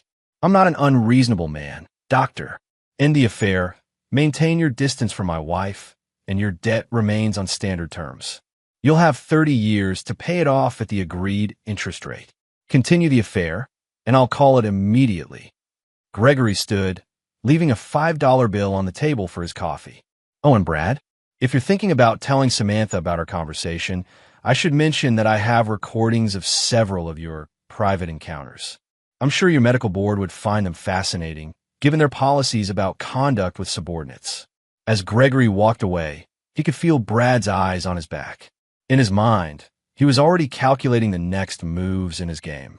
Brad would break up with Samantha. He was too much of a coward to do anything else. That would drive Samantha back to Gregory in confusion and desperation, at which point she would learn exactly who she had chosen to betray. The warehouse worker was gone. Gregory Montoya was back, and he was just getting started. Chapter 5, The Web Titans. Samantha Montoya's world began unraveling on a Tuesday evening at precisely 6:47 p.m. She was sitting in her car outside the Desert Ridge Medical Center, checking her makeup in the visor mirror before meeting Brad for dinner, when her phone rang. Sam, we need to talk. Brad's voice sounded strange, strained and distant. I'm literally in the parking lot, she laughed. Just come down in... No, not here. Not tonight. This needs to be over the phone. Something cold settled in Samantha's stomach. What needs to be over the phone? Brad, you're scaring me. There was a long pause, filled only with the sound of Brad's labored breathing. Samantha, I can't do this anymore. This affair, it's wrong. You're a married woman, and I should have respected that from the beginning. Are you joking? Samantha's voice pitched higher. Brad, this is not funny. Come down here right now, and... I'm sorry, Sam. I really am. But it's over. Don't call me. Don't come to the hospital. Just sign your divorce papers and try to work things out with Gregory.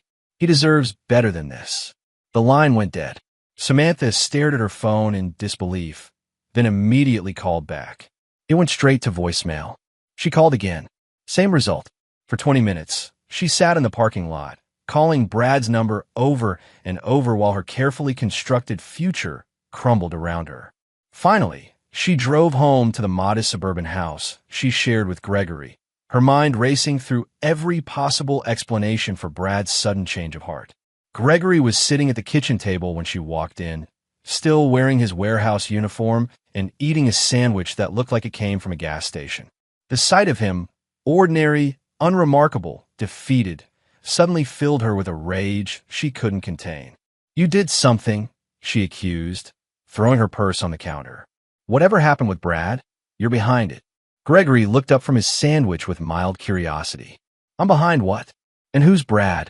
Don't play dumb with me, Gregory. Dr. Mullen, you know exactly who I'm talking about. Oh, your boyfriend? Gregory nodded thoughtfully. The one you've been sneaking around with for 8 months? That Brad. Samantha's face went white. How did you? I'm not stupid, Sam. Distant, maybe. Depressed, probably. But not stupid.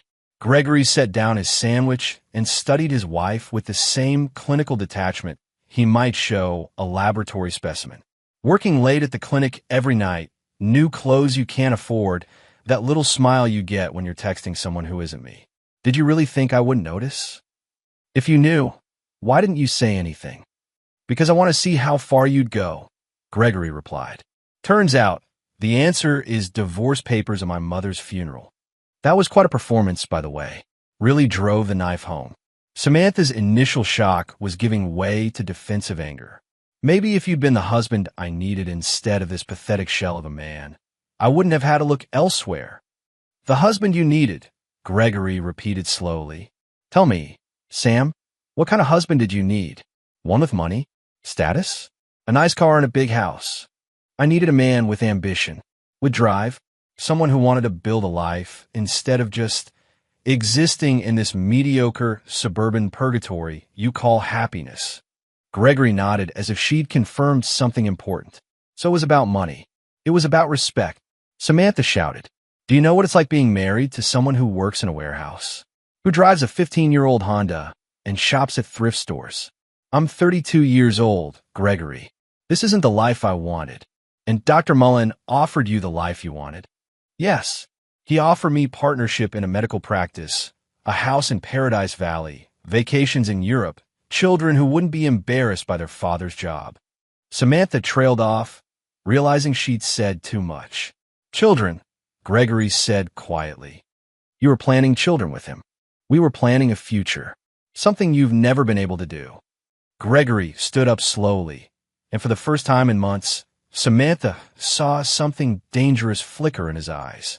Sam, do you know what I did in the military? You were a communications specialist. You've told me 100 times. That's what it said on my official record. Do you know what I actually did? Something in his tone made Samantha step backward. What are you talking about? I was a psychological operations specialist. My job was to study people, find their weaknesses, and exploit them. I was very good at it. Gregory moved closer, and Samantha found herself backing toward the wall. For 8 years, I've been studying you, Sam. Learning what makes you tick, what you want, what you fear, how you think. You're scaring me. Good. Fear means you're finally paying attention. Gregory stopped just close enough that Samantha could smell his aftershave, the cheap drugstore kind she'd always nagged him to replace. You want to know why Brad suddenly broke up with you? Because I reminded him that actions have consequences. What did you do to him? I bought his debts. All of them. $847,000 worth. As of yesterday, Dr. Bradley Mullen owes me nearly $1 million callable on demand. Samantha stared at him in confusion. That's impossible. You don't have that kind of money. Gregory reached into his back pocket and pulled out his wallet. From it, he extracted a black credit card with no spending limit and slid it across the counter to her. American Express Centurion card. There are only about 40,000 of these in the world. The initiation fee alone is $10,000. Samantha picked up the card with trembling fingers. It was heavy, made of metal, and bore Gregory's name in raised platinum lettering. This is fake, she whispered. Call the number on the back. Ask about the account balance. Instead, Samantha set the card down and looked at her husband, really looked at him for the first time in years. Who are you? I'm the man you married, Gregory replied. I'm also the man you tried to destroy. The question is, which one matters more to you now? Before Samantha could answer, Gregory's phone buzzed with a text message. He glanced at it and smiled, a cold expression that never reached his eyes. That's my attorney, he said. Dr. Mullen has just filed for bankruptcy protection. Apparently, someone called his debt immediately. I wonder who that could have been. Samantha sank into a kitchen chair, her legs no longer able to support her. This is insane. You're destroying innocent people. Innocent. Gregory's voice cut through her protest like a blade. Sam, you've been planning to leave me for another man. You served me divorce papers at my mother's funeral. You just admitted you were planning to have children with your lover. In what universe are you innocent? But Brad didn't know. Brad knew exactly what he was doing. He pursued a married woman, used his position of authority to seduce a subordinate, and thought he could steal my wife without consequences. He was wrong. Gregory moved to the refrigerator and pulled out a beer, popping it open with casual indifference. Here's what's going to happen next, Sam. You're going to withdraw those divorce papers. You're going to stop seeing Dr. Mullen. Not that he'll want to see you anyway, given his current financial difficulties. And you're going to think very carefully about whether you want to remain married to a warehouse worker or to someone else entirely. What do you mean, someone else?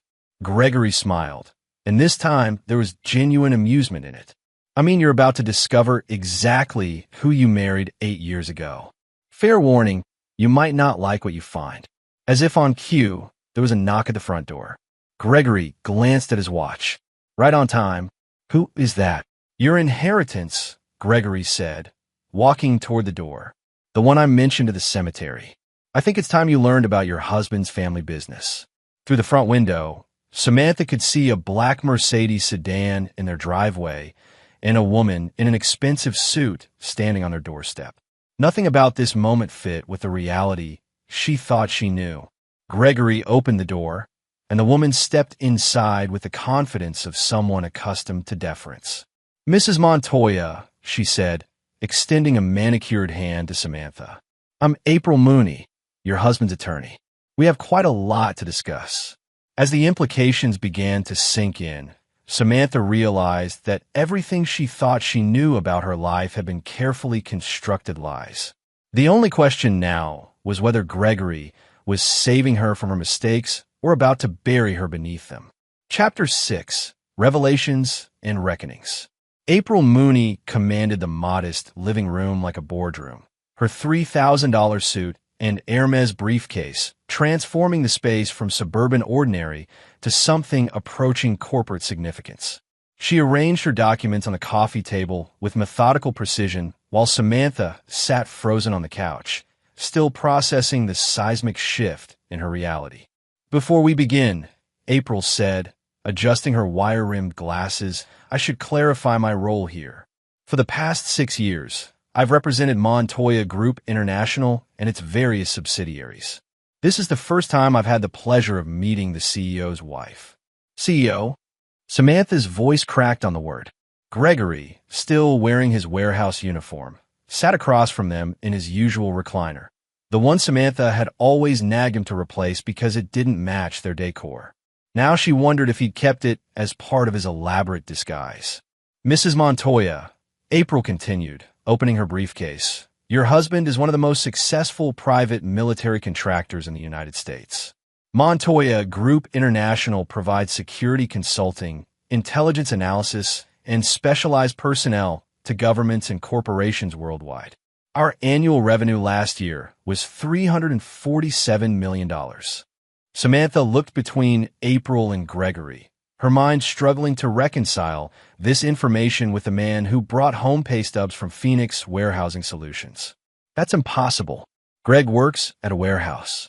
He makes $12 an hour. That's his cover. April explained patiently.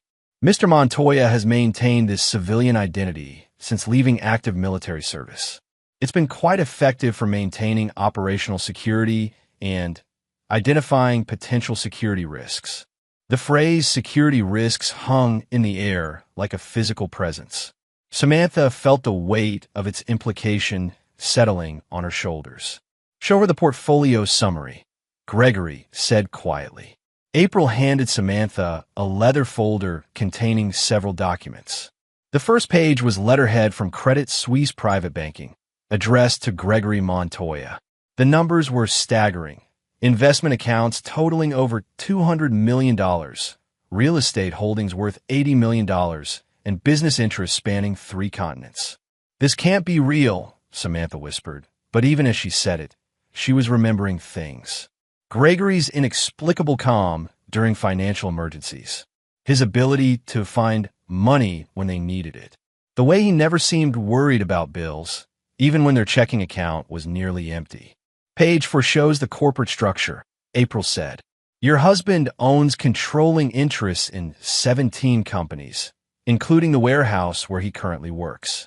Samantha flipped to page 4 and found a complex organizational chart. At the top was Montoya Holdings, with Gregory listed as sole owner. Below it, dozens of subsidiaries branched out like a family tree. Phoenix Warehousing Solutions was there, along with companies she'd never heard of: Mountain Peak Security, Desert Storm Logistics, Cactus Financial Services. "You own the warehouse?" she asked Gregory. "On a lot of things," he replied, "including, as of yesterday, Dr. Mullen's debt portfolio." April consulted her notes. "Speaking of which, Phoenix Healthcare Solutions has filed for immediate debt recovery. Dr. Mullen's bankruptcy petition was denied due to fraudulent transfer allegations. He'll need to liquidate his assets to satisfy the obligation." "What does that mean?" Samantha asked. "It means Brad is about to lose everything," Gregory said simply. "His house, his cars, his partnership in the medical practice. By next month, he'll be lucky to qualify for a studio apartment." The callousness in Gregory's voice chilled Samantha more than the financial revelations. This wasn't the man she'd married. Or maybe it was, and she'd never really known him at all. "Why?" she whispered. "Why did you hide all this from me?" Gregory leaned forward, his elbows on his knees, and for a moment she glimpsed the predator beneath the warehouse worker's facade. "Because I needed to know who you really were. What you would do when you thought I had nothing to offer. That's not fair. You lied to me for 8 years. I maintained operational security," Gregory corrected. "There's a difference. You, on the other hand, committed adultery and attempted to steal my assets through fraudulent divorce proceedings." April cleared her throat diplomatically. "Perhaps we should discuss the legal implications. Mrs. Montoya, your divorce petition includes claims of abandonment and financial neglect. Given the evidence of your husband's actual financial status, those claims could be considered perjury." "Perjury?" Samantha's voice rose to near hysteria. "I didn't know about any of this." "Ignorance isn't a defense when you're making sworn statements to the court," April replied. "However, your husband has asked me to offer you an alternative to criminal prosecution." Gregory reached into his jacket pocket and pulled out a manila envelope, similar to the one Samantha had used to serve him divorce papers, but thicker. "Your real inheritance," he said, sliding it across the coffee table. With shaking hands, Samantha opened the envelope. Inside were legal documents, but these weren't divorce papers. They were transfer agreements, property deeds, and financial statements. Her name appeared on several of them. "What is this?" "A choice," Gregory said. "Door number 1. You can proceed with the divorce. I'll liquidate enough assets to give you half of our apparent net worth, about $50,000, based on what you thought we had. You'll also face perjury charges, civil penalties for attempted fraud, and I'll ensure that your relationship with Dr. Mullen becomes part of the public record." Samantha felt sick. "What's door number 2? "You withdraw the divorce petition. We enter marriage counseling with a therapist of my choosing, someone with appropriate security clearance, to discuss my actual profession. You accept that I am exactly who I've always been, and you decide whether you can love that person or not. And if I choose door number 2, what do I get?" Gregory gestured to the papers in her lap. "Everything. Joint ownership of all properties, full access to all accounts, and a lifestyle that makes Dr. Mullen look like a pauper.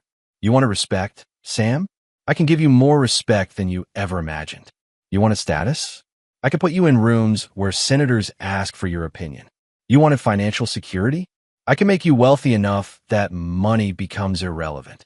The offer hung between them like a loaded weapon. Samantha stared at the documents, seeing dollar amounts that made her head spin. Properties in Aspen, Monaco, and the Cayman Islands. Investment accounts that generated more interest in a month than she made in a year. "But there are conditions," Gregory continued. "You will never lie to me again. You will never cheat on me again. And you will never, ever mistake my kindness for weakness. Because what I did to Dr. Mullen was kindness, Samantha. What I'll do to my enemies is something else entirely." April checked her watch. "Mrs. Montoya, I need a decision. I have other appointments, and frankly, this offer expires when I leave this room." Samantha looked at Gregory, really looked at him, and saw the man she'd fallen in love with 8 years ago. But she also saw something else now. The cold intelligence of someone who thought several moves ahead, the patience of a predator, and the absolute certainty of someone who never lost. The Brad situation, she said finally. Is there any way to help him? He didn't know about your real identity. Gregory's expression didn't change. Dr. Mullen made his choices with full knowledge that you were married. He pursued a relationship with a subordinate employee, violated his professional ethics, and attempted to steal another man's wife. The consequences are proportional to his actions, but destroying his life seems. Dr. Mullen destroyed his own life. Gregory interrupted. I simply revealed the destruction. There's a difference.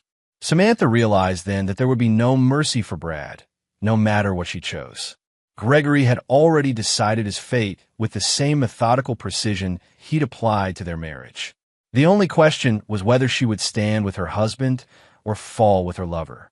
She picked up a pen from April's briefcase and signed the withdrawal papers for the divorce petition. Good choice, Gregory said, and for the first time in months, his smile seemed genuine. Now, Mrs. Montoya, let me introduce you to your real life. As April gathered her documents and prepared to leave, Samantha felt the weight of her new reality settling around her like an expensive coat. She had everything she thought she wanted: wealth, status, power.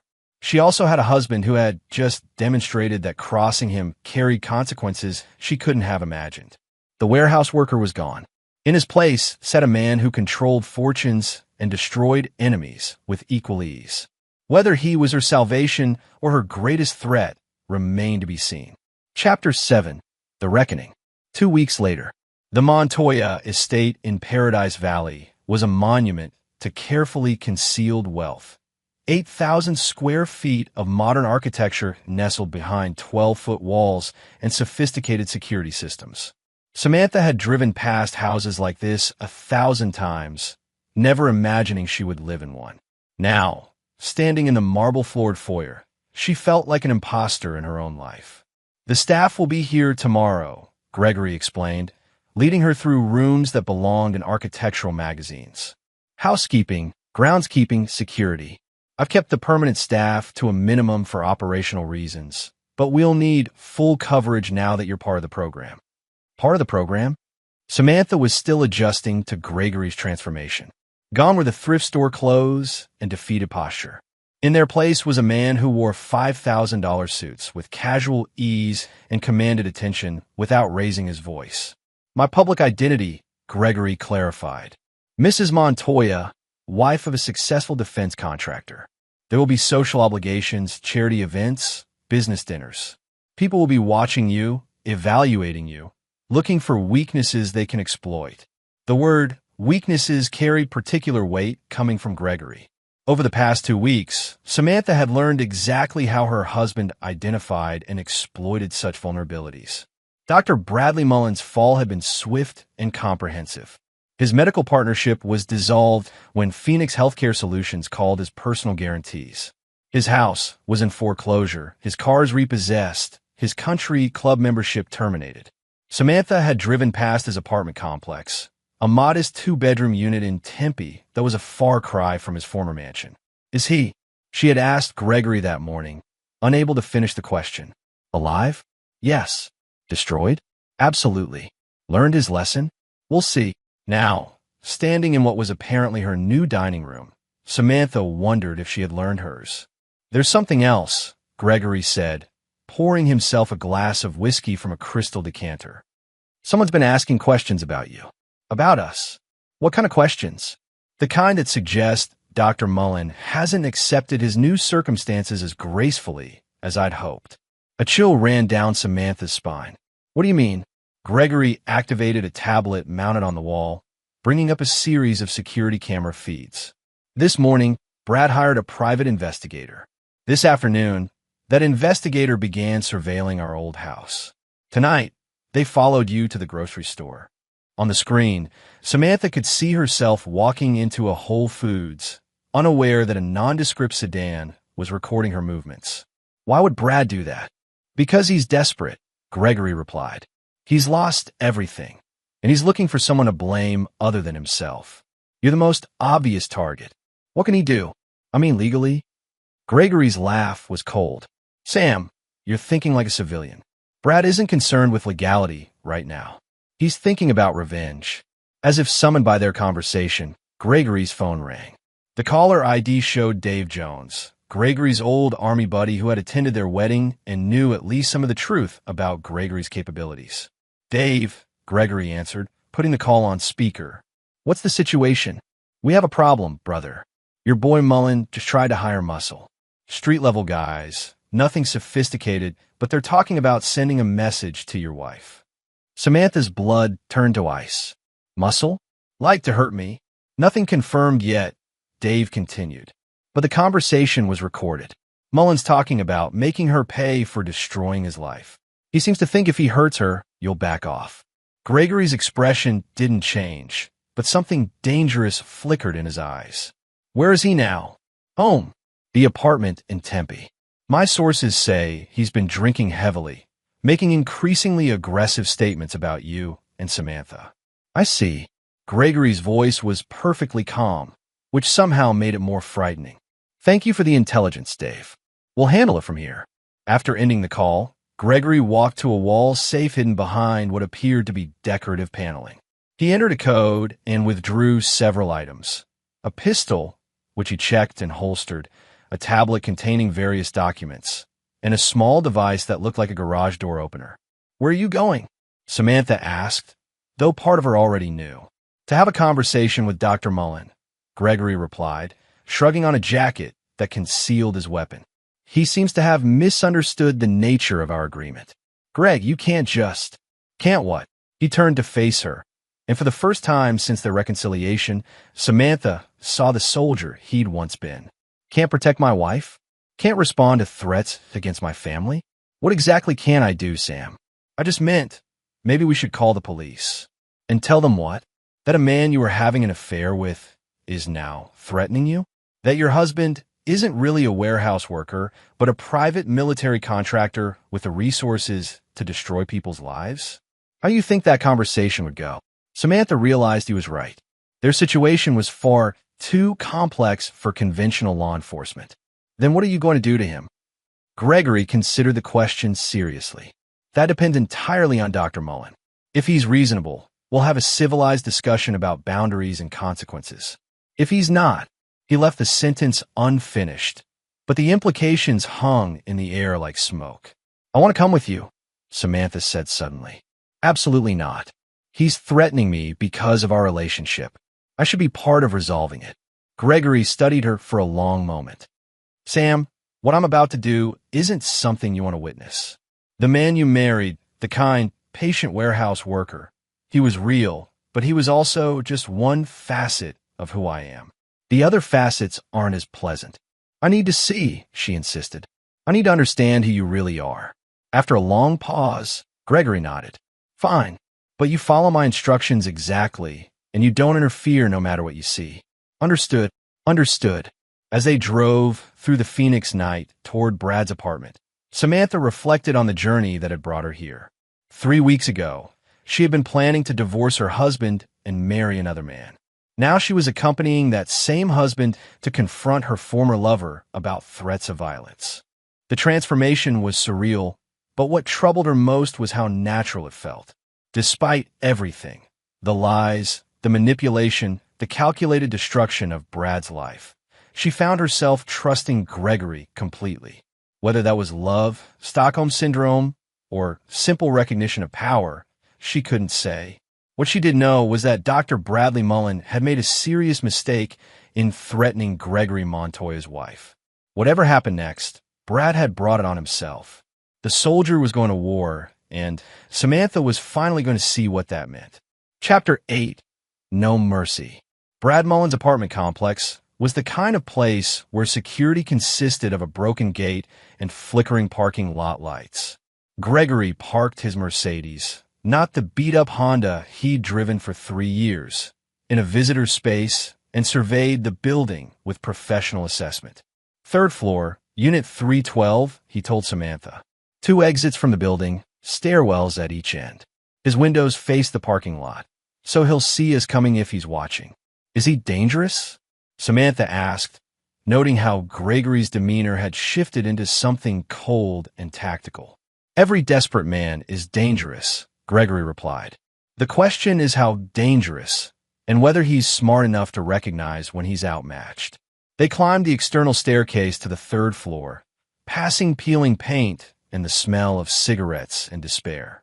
Gregory moved with the fluid silence of someone trained in urban infiltration, while Samantha tried to match his quiet footsteps. At Unit 312, Gregory positioned himself to one side of the door, the side that would provide cover if someone fired through it. He gestured for Samantha to stand behind him, then knocked twice. "Brad, it's Gregory. Open the door." There was no immediate response, but they could hear movement inside, the shuffle of feet, the clink of glass on glass.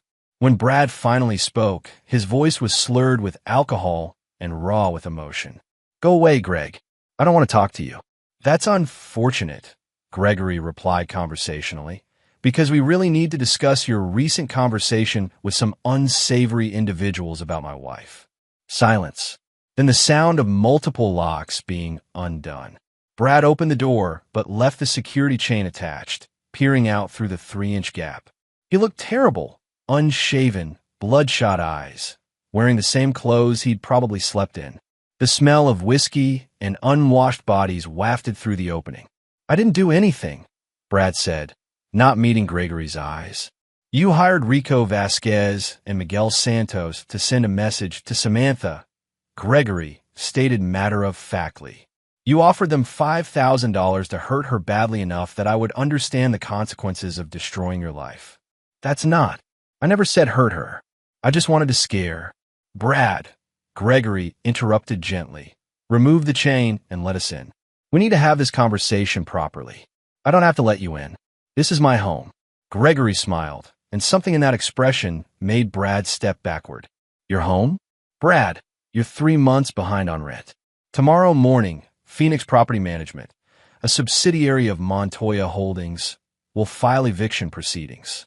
Your home is whatever I choose to let you keep." The implications hit Brad like a physical blow. "You own this building too?" "I own a lot of buildings."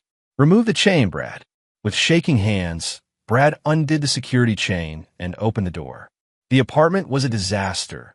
Empty bottles, takeout containers, clothes scattered everywhere. It smelled like defeat and rage. "You destroyed my life," Brad said as they entered. "I lost everything because of you." "No," Gregory corrected, moving to the center of the small living room while keeping his hands visible and ready. "You lost everything because you made poor choices. I simply revealed the consequences of those choices." "Poor choices." Brad's voice rose to a shout. "I fell in love. That's not a crime." "You pursued a married woman," Gregory replied. "You violated your professional ethics. You accumulated debts you couldn't afford. You gambled with money you didn't have. Those were choices, Brad. Each one led to the next." Samantha watched the exchange from near the door, seeing her former lover through new eyes. The confident, successful doctor she'd been attracted to was gone, replaced by this broken, desperate man. She felt pity for him, but also a growing understanding of Gregory's methods. "What do you want?" Brad asked, slumping into a chair that had seen better days. "I want you to call Rico and Miguel," Gregory said, producing his phone. "I want you to tell them the job is canceled and that they should forget they ever met you. And if I don't..." Gregory's expression didn't change, but he reached into his jacket and withdrew his pistol, holding it casually at his side. "Then I'll call them myself. Rico Vasquez has outstanding warrants in 3 states. Miguel Santos has been selling drugs to high school students. I imagine the DEA would be very interested in their current activities." Brad stared at the gun, then at Gregory's face. "You'd really destroy them too? They're nobody to you." "They threatened my wife," Gregory said simply. "That makes them somebody to me. This is insane. You can't control everyone's life like this." "Can't I?" Gregory tilted his head slightly. "Brad, in the past month, I've destroyed your career, eliminated your wealth, and reduced you to living in this apartment that I also happen to own. If you think there are limits to what I can do, you haven't been paying attention." The weight of Gregory's power settled over the room like a heavy blanket. Brad made the call, his voice shaking as he told Rico and Miguel to forget they'd ever met. When he finished, Gregory took the phone and deleted their contact information. "Good," Gregory said. "Now we need to discuss your future." "What future? You've taken everything." "I've taken what you tried to steal from me," Gregory corrected. "Your future depends entirely on the choices you make from this point forward." Gregory moved to the window and looked out at the parking lot below. "You have two options, Brad. Option 1, you leave Phoenix tonight. You drive to another state, find another job, and build a new life somewhere else. You never contact Samantha again, you never mention my name to anyone, and you never return to Arizona." And Option 2, Gregory turned back to face him, and his expression was utterly cold. "You stay, and I finish what I started. Within a week, you'll be unemployed, homeless, and facing criminal charges for conspiracy to commit assault. Within a month, you'll be in prison, where I'm sure the other inmates will be very interested to learn about your threats against a woman. That's not a choice. That's extortion.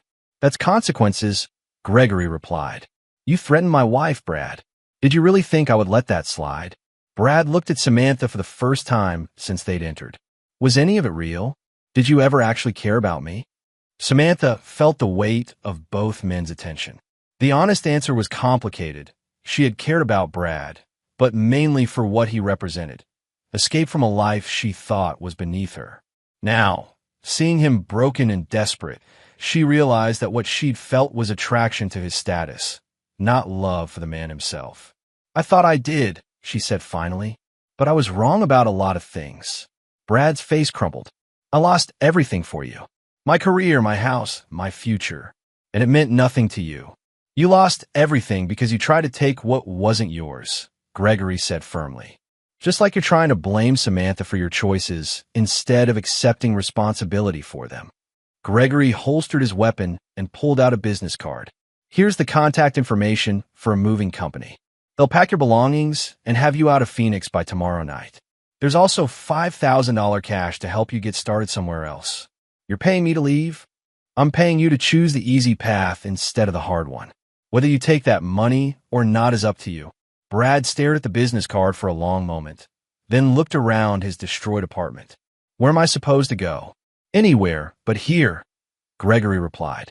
"I suggest somewhere far from Arizona, with a low cost of living and opportunities in the medical field. Maybe a small town that needs a doctor more than they need to check references too carefully." It was, Samantha realized, both generous and utterly ruthless. Gregory was giving Brad a chance to rebuild his life, but only on terms that ensured he would never threaten them again. "If I leave," Brad said quietly, "will you leave me alone? If you leave and stay gone, yes. If you ever return to Arizona, or if you ever contact my wife again, or if you ever mention my name to anyone, then we'll have this conversation again. And next time, there won't be options." Brad nodded slowly, the fight finally going out of him. "I'll leave." "Good choice," Gregory said. "The moving company will be here at 8 a.m. Don't be late." As they left the apartment, Samantha felt a mixture of relief and unease.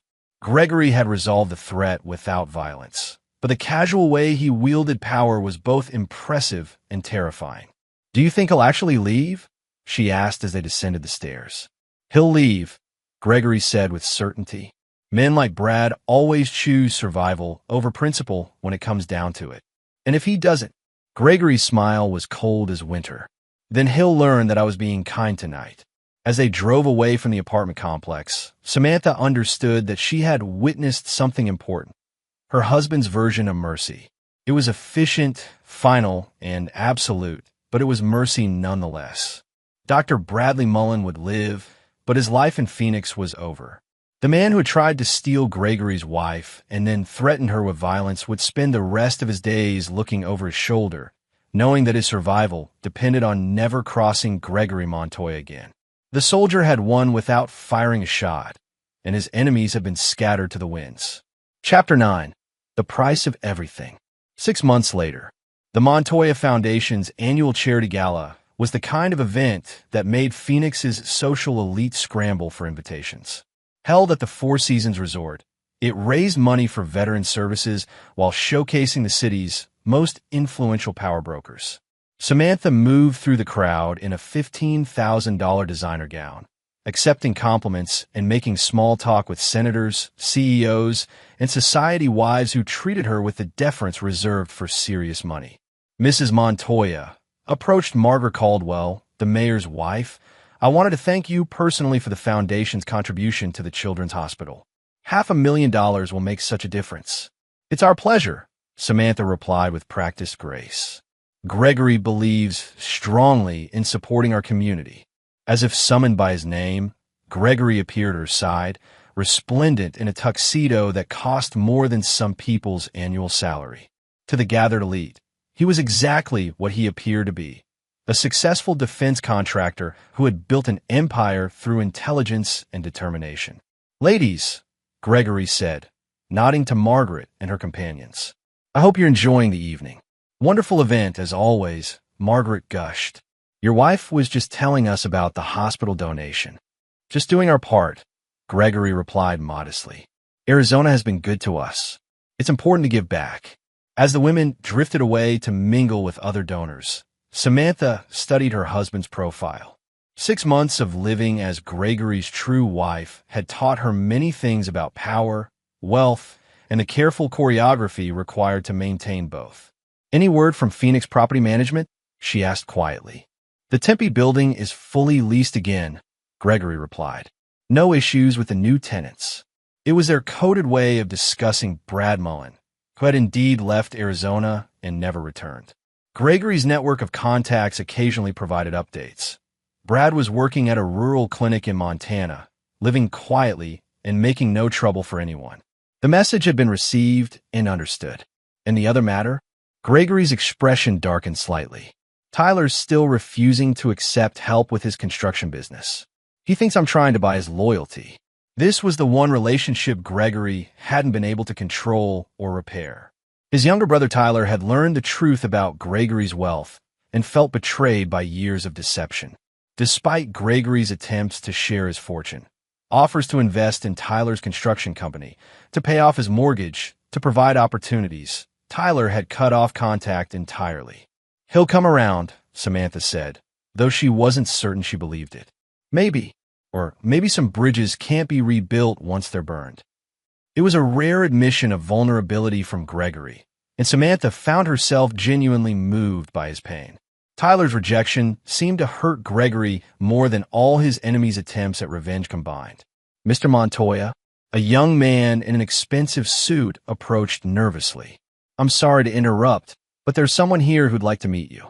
Gregory's demeanor shifted instantly into alert professionalism. "Who?" "Senator Patricia Hayes. She says you served together." Colonel Hayes, now Senator Hayes, had been Gregory's commanding officer during his most classified operations.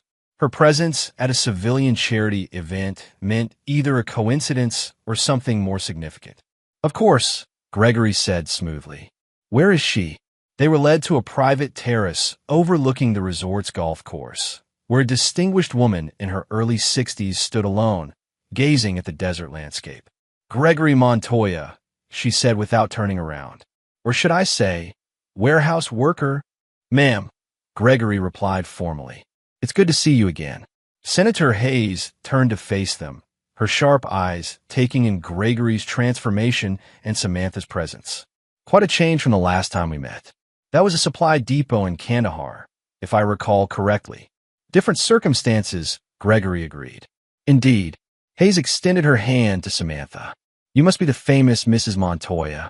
I've heard interesting things about your marriage." Samantha felt like she was being evaluated by a particularly dangerous predator. "Senator Hayes, Gregory's mentioned you." "I'm sure he has." "Gregory, might I have a word?" "Privately." Gregory glanced at Samantha, who nodded and moved to the far end of the terrace, still within sight but out of earshot. "Your transition to civilian life has been eventful," Hayes said quietly. "We've been monitoring the situation with Dr. Mullen. Impressive work, though perhaps a bit heavy-handed for domestic issues."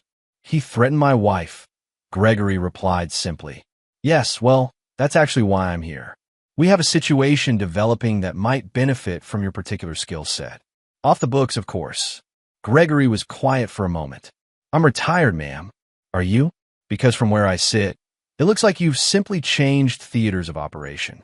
You've built an impressive cover identity, established extensive financial resources, and demonstrated your ability to neutralize threats effectively.